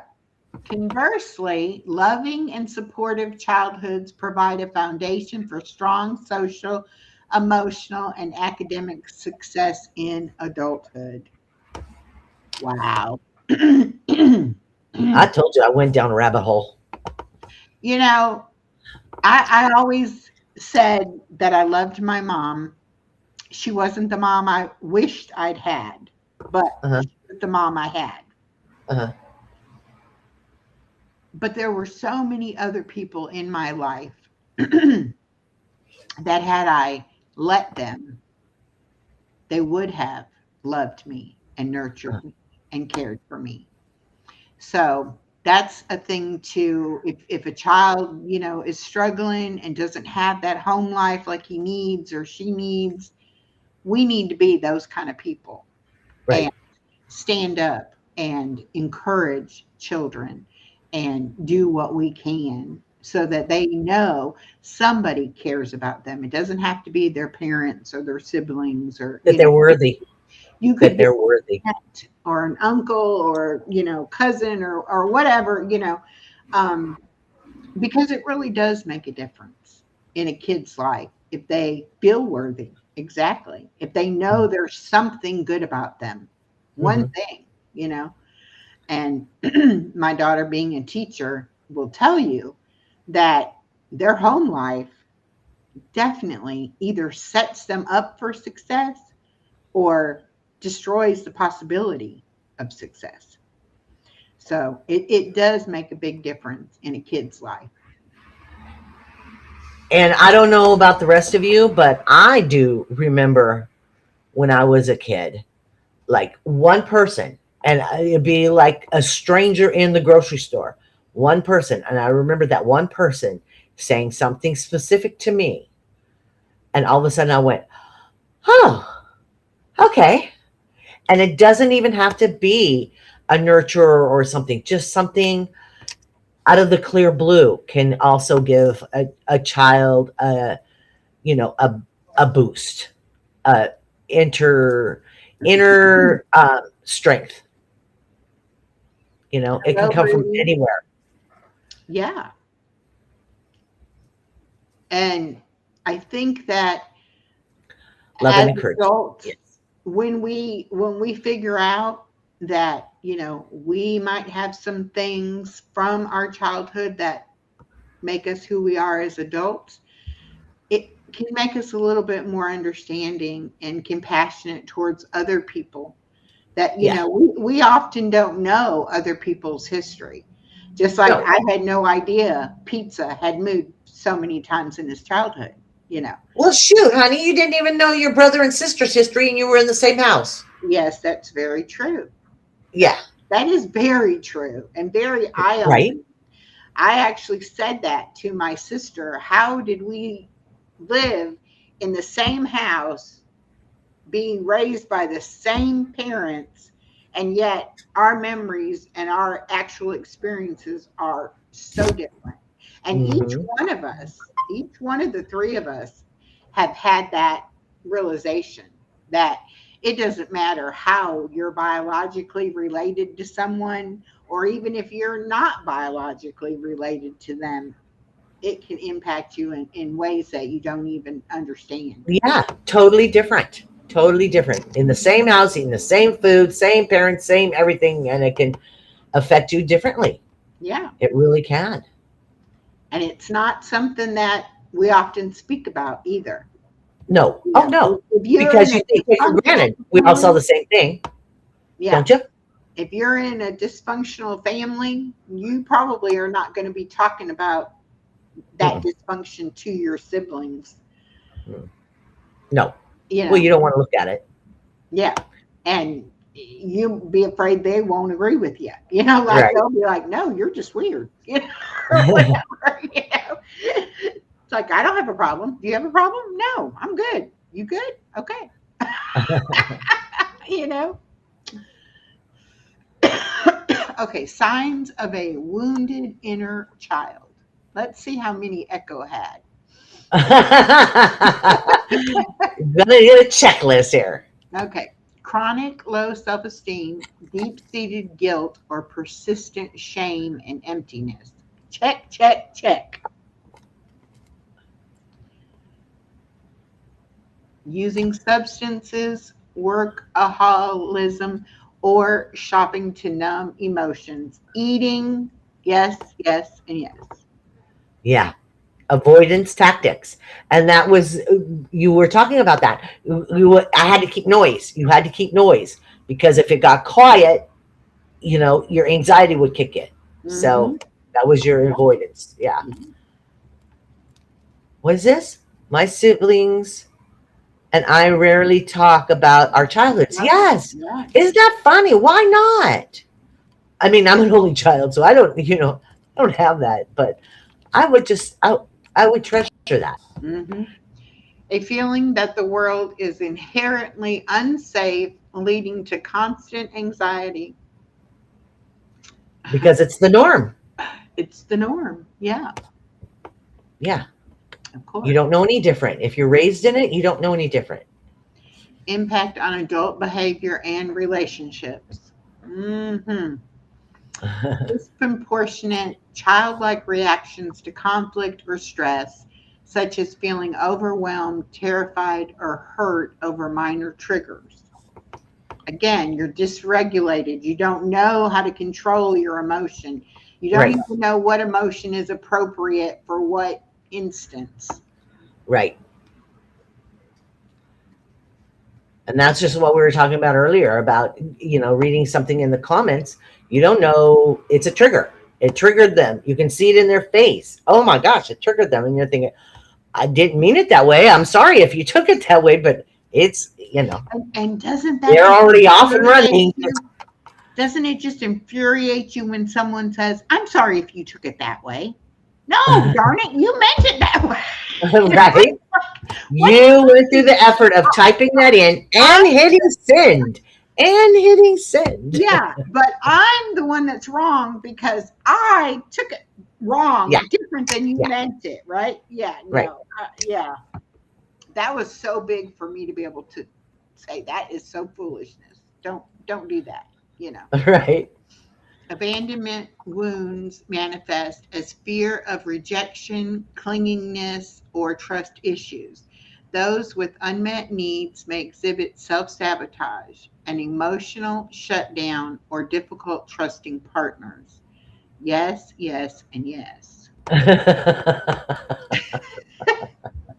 And if Okay. someone is quiet with me, they don't want to talk, or they, like, I know I can feel something's going on, but they don't want to tell me, or whatever. I take that as a, like, well, they don't really care about you, because if they did, they wouldn't want you worrying, not knowing what was going on, that Yeah. you would want them It's to definitely a know. negative. It's Yeah. definitely Yeah. negative. And it's like, hey, I just wasn't ready to talk about it. Okay, but get ready because, I feel like I'm the kind of person too. Like if I deal with you on a daily basis, I can, like my daughter, I can tell it in her voice. I can be like, you didn't get enough sleep. You're tired, you're hungry. You didn't eat. You're coming down with something. It's like whatever it is, it's like I'm just in tune with that because I hear it in her voice. Right. So when they don't say anything, then it's like, why didn't you tell me? Yeah. You know? Yeah. Oh, and you don't trust me enough. You're shutting down. That's what I get. You're shutting down on me. Yep. Yeah. I just sent a gift. Yeah, I saw that. Oh, I see. You know what? You have to see it on your cell phone. On the restream, it doesn't show you. Oh, I Thank didn't you. look at the phone. Yeah, thank you for telling me, Chef. Yeah, Yeah, because cool. I didn't even see it. I'm not even looking over here at my phone over on the side. I'm looking at the chat on the screen. Besides, Chef, that's really sweet, but we want some of your cooking. We want send us some of your cooking. Yeah, can't you figure out a way to vacuum seal it All and right. overnight ship it to me? We want some of your skills.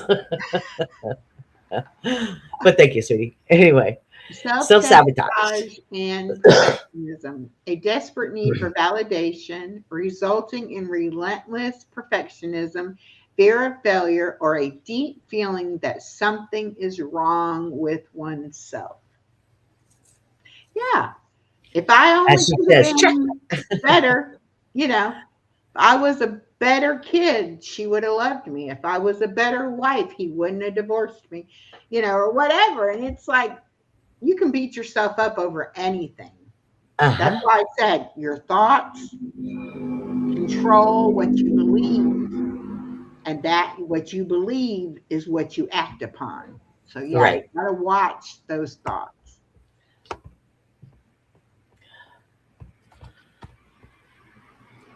And for someone to make you feel like you have to be perfect and you can't be perfect, ooh, Then why? so bad. Then why? Why aren't you perfect? This is Yeah. what I want. Why Mhm. aren't you doing what I want? And Right. we end up with people like that. And why can't you read my mind? Why Well, can't yeah, you know what I need without me you should know saying by it? now. You should know by now.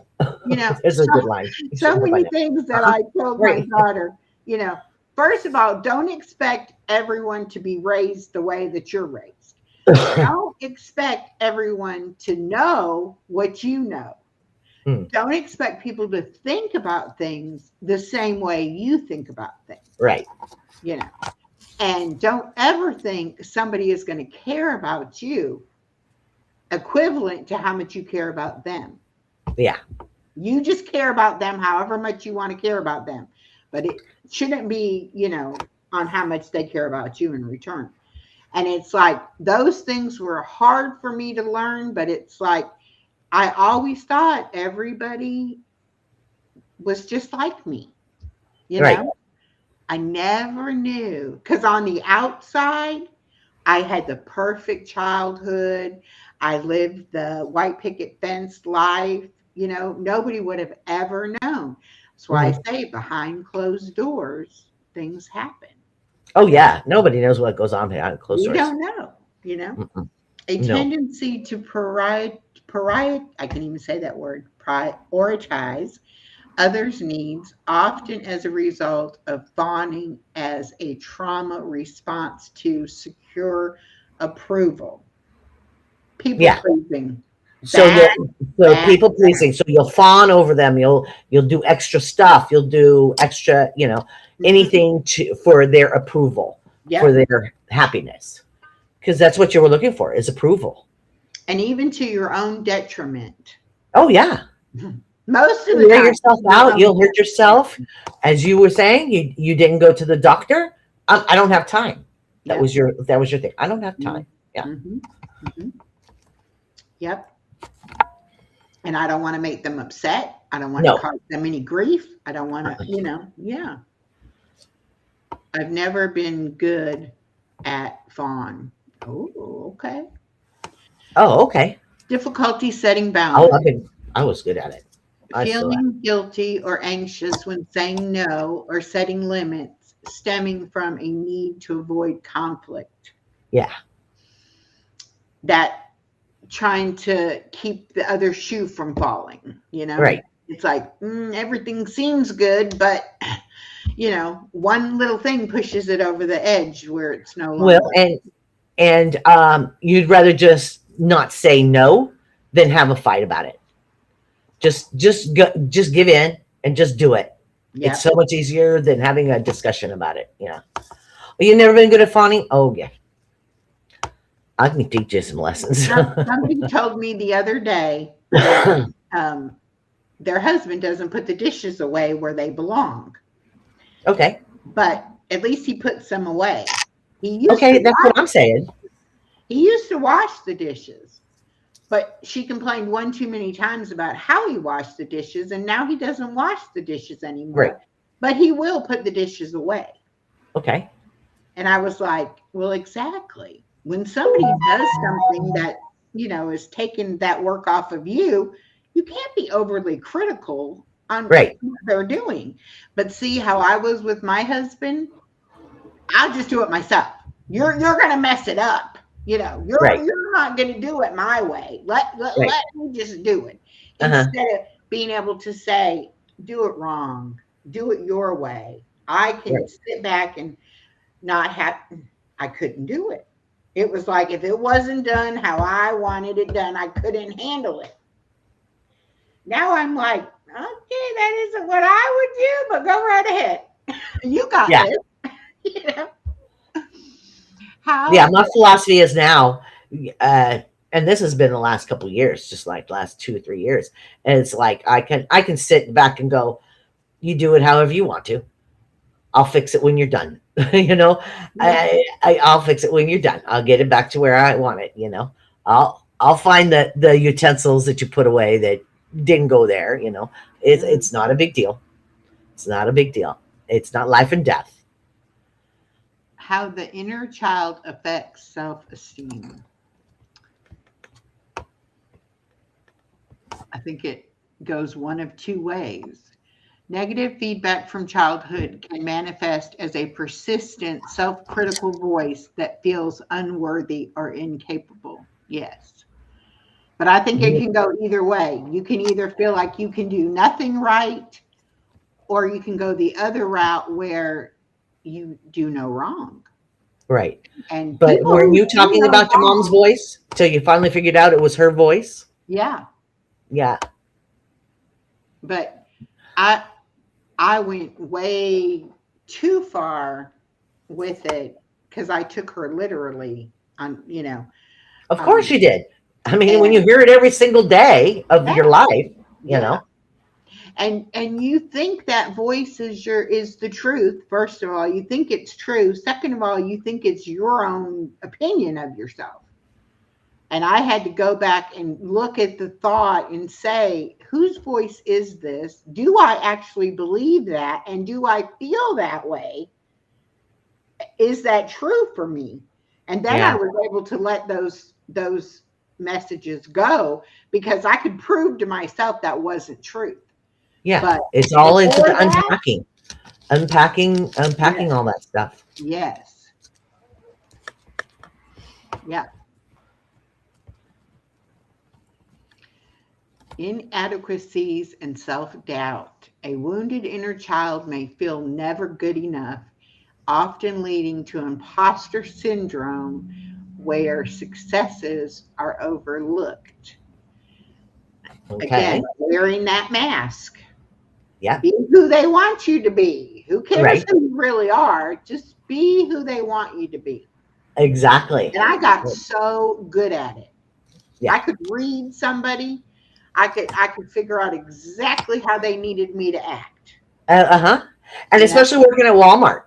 It Mhm. probably really came in handy because people are coming to you with their issues or whatever, and before they even get to you, you've already sized them up. You Yep. already went, okay, this is the person I need to be for that person. So you get really good at it. Really Well, good. after I stopped working at Walmart, I could be in any store. It didn't have to just be a Walmart. And I would run into an old customer and they would be like, "Oh, we sure miss you. You were always so happy and so nice and da da da da." And after they'd walk off, Allison would be like, "Really? Because you complain about people all the time at home, you know?" And I'm like, "Yeah, you complain away from them, but you are who they want you to be Right. or need you to be when you're dealing with them face to face. What Right. you say and think about them in private is your own business, you know." Right. And I used to always think, if you only knew the thoughts in my head about you, Right. but you would never Good thing know you're it. not a mind reader right now.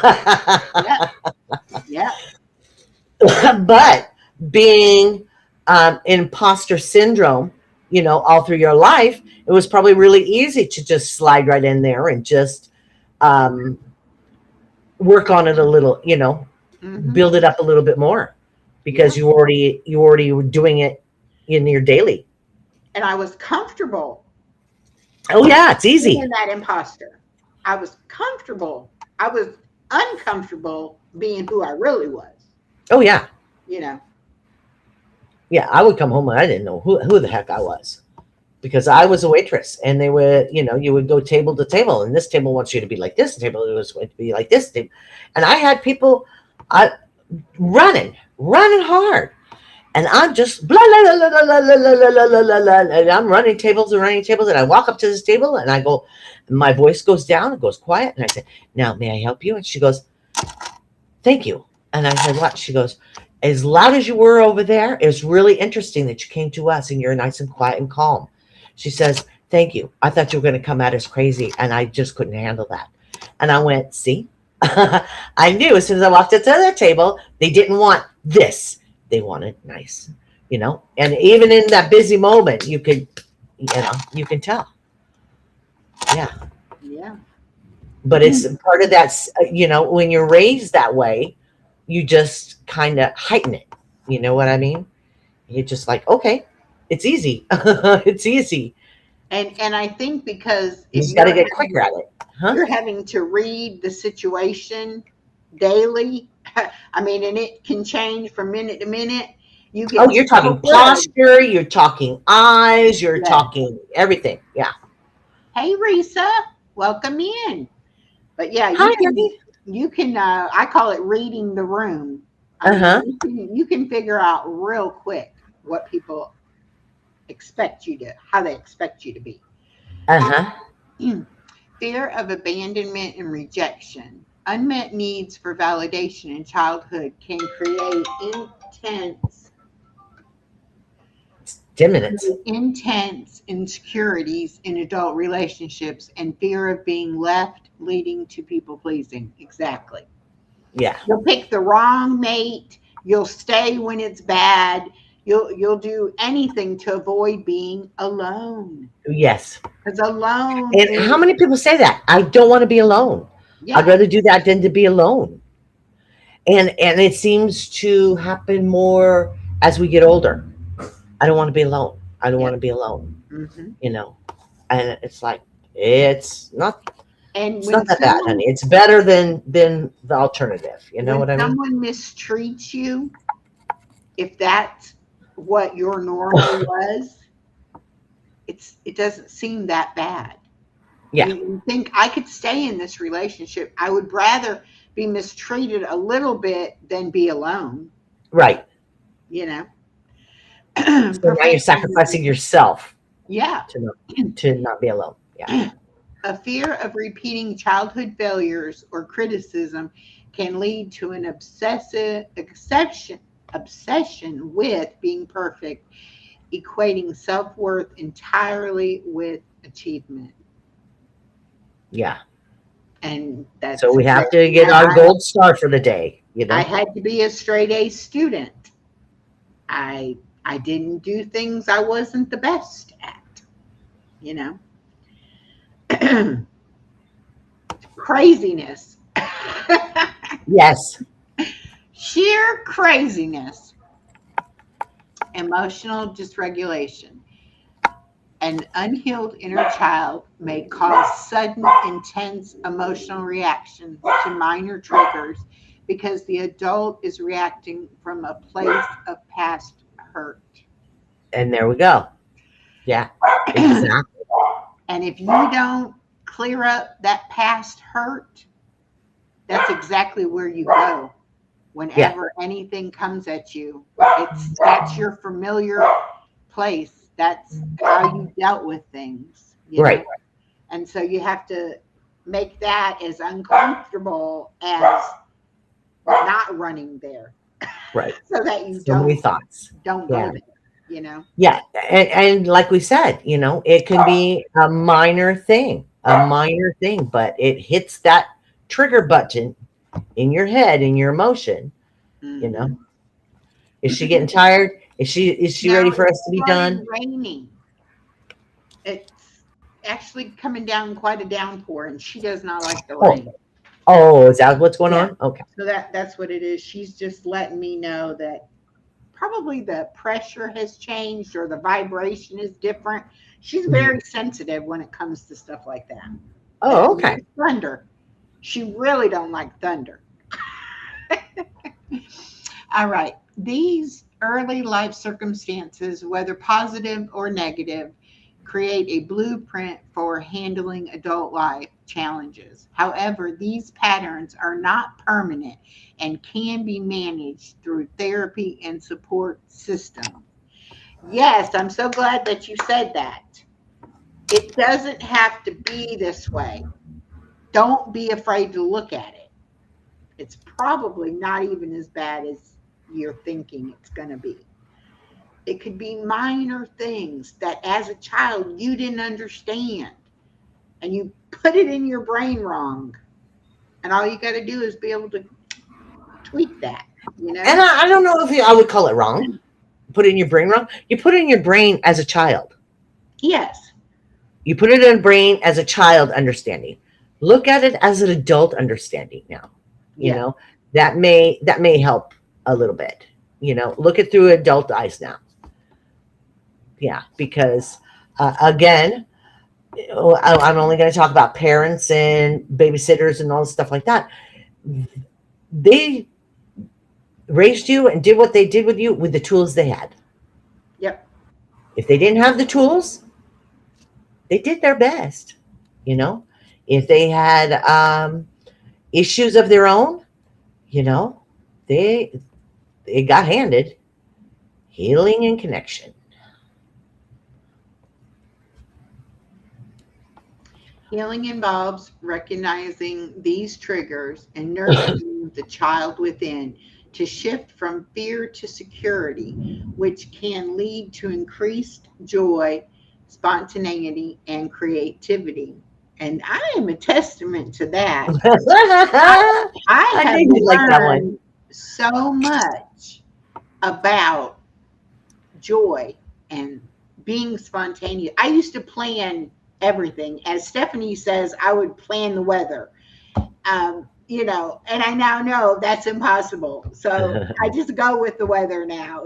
Right. But the creativity, the sheer freedom of letting yourself try to create something is it's unbelievable. And it's not something I ever knew even existed, yet alone that I would be able to unlock that in myself.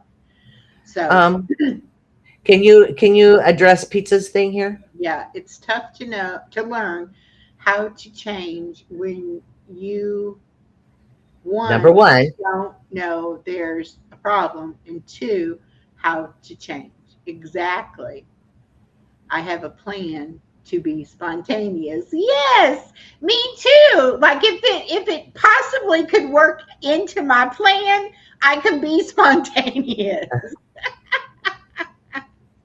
I love that. But you're right, Pizza. A lot of us don't know, and that's one reason we wanted to do this part of the inner child thing about the self-care because we don't always recognize what's going on in us, why we are the way we are. We just know this is how we feel about things, and maybe this is, normal, and maybe it's not. And maybe we need to look at it. And some people don't think they have any problems with it. And they just go on through their life. But, they could be missing out on a lot of good things if they would just look at it. Yeah. And Must be coming down harder. I never even had thought about my inner child until I met Nico. And Nico also had a childhood where he had a wounded inner child.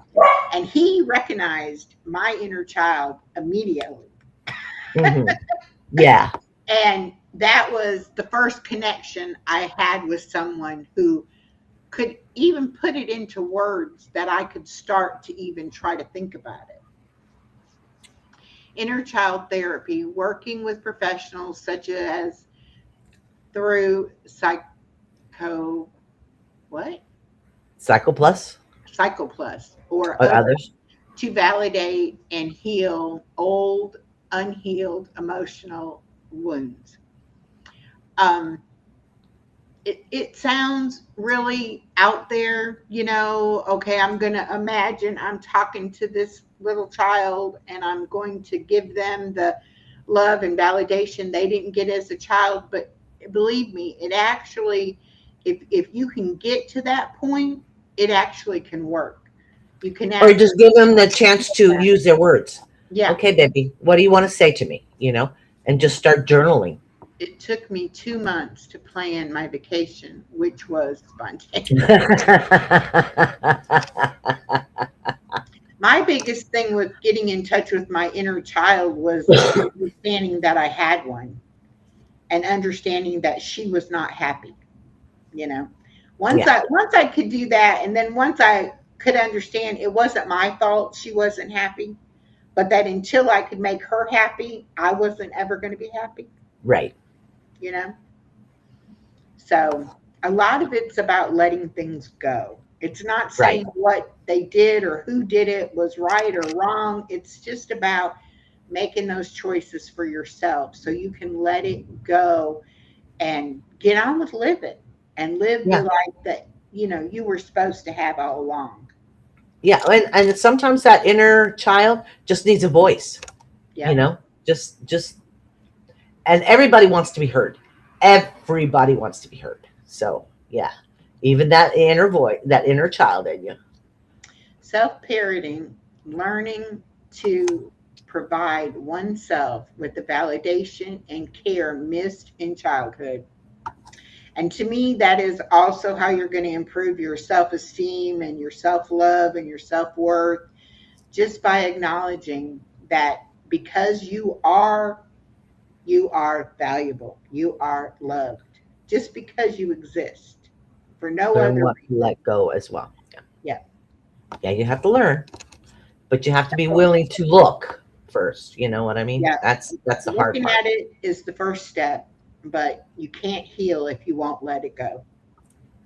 Journaling and meditation, building awareness of one's emotional history and triggers. I had to do a lot of that work because I really didn't know why I felt the way I felt about a lot of things. I just knew I did feel that way. And to validate it yourself, that it's okay that that's how you feel. Instead of There it is. hearing That's okay that you feel that way. Instead of hearing that old recording saying, no, you don't. That's not how you feel. Yeah. This is how you feel, Validate your feelings. This is how I feel. Yeah. Gotta validate. People can't validate that for your inner child. Well, a lot of people try. They do try. And it's the same thing with somebody giving you a compliment. If you can't give yourself a compliment, you can't trust someone else giving you a compliment. You don't believe them. You don't believe them. They have ulterior motives for giving you that. Back to that. What do you want from me? Exactly. And until you can actually give yourself a compliment, whether it be the smallest little thing, but you can admit, hey, I really like that about you. Then you can start to accept compliments from other people. but not until you do that. Associate minister. And doing nothing is a choice as well. Yes. Oh, Oh, pull look it at up, you. honey. Pizza. Woo, Pull it woo. up. Yes, thank you. Ding dong, ding dong, ding dong, ding dong. That is wonderful. Y'all are so kind. Did it get pulled up? Yep. Now see that shows up on this chat. Oh, okay. I thought you were gonna pull it up on The jewels don't show up. Let's see if I can. There we go. I needed this today. You needed this more than you need to work in your yard, honey. Oh. So don't blame us that the weeds are getting taller. Well, I was fixing to try to get it up there. That's okay. There we go. Now it should do it. There it is. Yeah. So thank you, everyone. I know this was a deeper dive than what we usually do, but this is how we got started, was the inner child. This is how we got started. So I thought we probably need to backtrack a little bit now since we've learned a little bit more. Yeah, finally I got it to show. Yeah. And the whole thing about the self-care, I could not do self-care because I did not love myself. I didn't see the need for it. Right. It's not important. It would make me feel that doing inner child healing work is what got us started on and I also need to start learning how to take care of myself and love myself enough to give myself permission to do it. And that's why we've covered so many different topics under the umbrella of self-care, because really everything you do for yourself is self-care. Yeah. We've gone from our inner child to manicures to facials to relationships, to community, to mental health issues. I mean, we've covered so many things, but it has always been something I needed too. So I'm glad for Pizza to say that he needed it today, because I need it every time we get together. It's just something about it that makes me stop and realize, hey, you have every right to take care of yourself. And it doesn't matter how that looks to anybody else. That's one of my new favorite things. Do what you want to do. Don't worry about what it looks like to anybody else. They're not living your life. Thank God for that. You know, I've heard that for years, and Yeah. I just went, yeah, right. Yeah, right. But they won't love me anymore. They won't be there for me anymore. They won't be. I used to care my so friend much about what other people thought. Like, for instance, I'll give y'all an example. After I lost a certain amount of weight, I wanted to get my ears pierced again. Okay. And I had my ears pierced before, but I had these fat little, chubby little earlobes, and earrings did not look good, but I never wore dangly earrings. I always wore post. Okay. And it looked like a pin stuck in some fat. You know, it wasn't attractive. It wasn't, I didn't want people looking at my ears, you know. So after I had lost a certain amount of weight, I decided, well, I really want to go and get, you know, my ears re-pierced. I didn't have earrings. I didn't know how they were going to make me feel. I didn't know that I was going to fall in love with dangly earrings. But when I did, I was like, and I don't care. I'm 63 years old, and I don't care what anybody thinks about my dangly earrings. If I want to wear them, I will be wearing them. And if I don't want to wear them, I don't wear them. Right. But it's all about how I feel about the earrings. It doesn't matter what anybody else thinks. Right. I had people tell me, oh, when you lose weight, you're going to want to get your nails done. You're going to want to get your hair done and all. And I was like, no, I won't. That's not who I am. Right. This girl wasn't here either that likes these dangly earrings. She just popped up and was like, hey, let's get us some earrings. Right. A little blingage. And it's really, really funny. They How do. before I would have took that urge, that desire to do that, and I would have been like, who do you think you are? You are Right. 63 years old. You cannot do that. Now I was like, watch me. I'm fixing to do it. And even when I brought it up to my daughter and said, and we're going to go out shopping and things, can we go by the mall? And she was like, what's at the mall? And I'm like, I want to see if they still have that place that pierces your ears. And she was like, who needs to get their ears pierced? And I'm like, me. She couldn't believe it. She was like, really? Yeah, Then there's a place in California at Claire's. It's in like every and mall. that's where I got it done. Oh, okay. And I'm thinking $20, right? Yeah. Like $100 because you had to buy their earrings. But that didn't deter me. Before, that would have been like, are you crazy?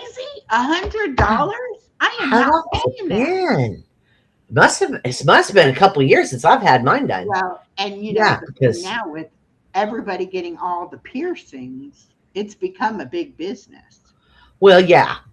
And then through the sea, now sterilization is even more higher and blah, blah, blah, blah, blah, blah, blah. Yeah. I get that. Yeah, but I don't think Claire's would pierce a lot of people. I came with the intent. Oh no. But I'm just saying the industry, because of the piercings and everything, now it's elevated everything. I was shocked. I was like, wow. I can't even see Claire's doing a septic. But scepter.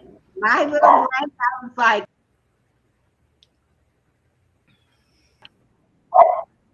you deserve, So it's worth it. I've changed. I love you wearing earrings. But I'm definitely more authentic now than I used to be. I used to be, ooh, if they only knew this girl, they would not like her at all. And now I'm like, I'm a little too outspoken. Yeah, you've texted me and went, they're not my cup of tea anyway. But it's okay.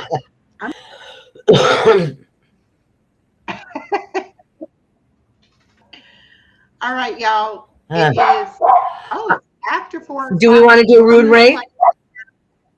Yep. Let me get her link. Okay.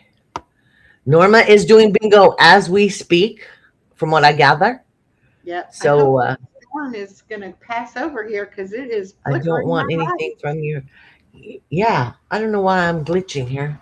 Yeah, I glitched the other day, but I had a big old storm. Weather is not good. Thank you, everyone, for being here, and I hope a little bit of something was learned today. Yeah, I hope so. All right, I pinned Norma's because I know link. I did when putting it together.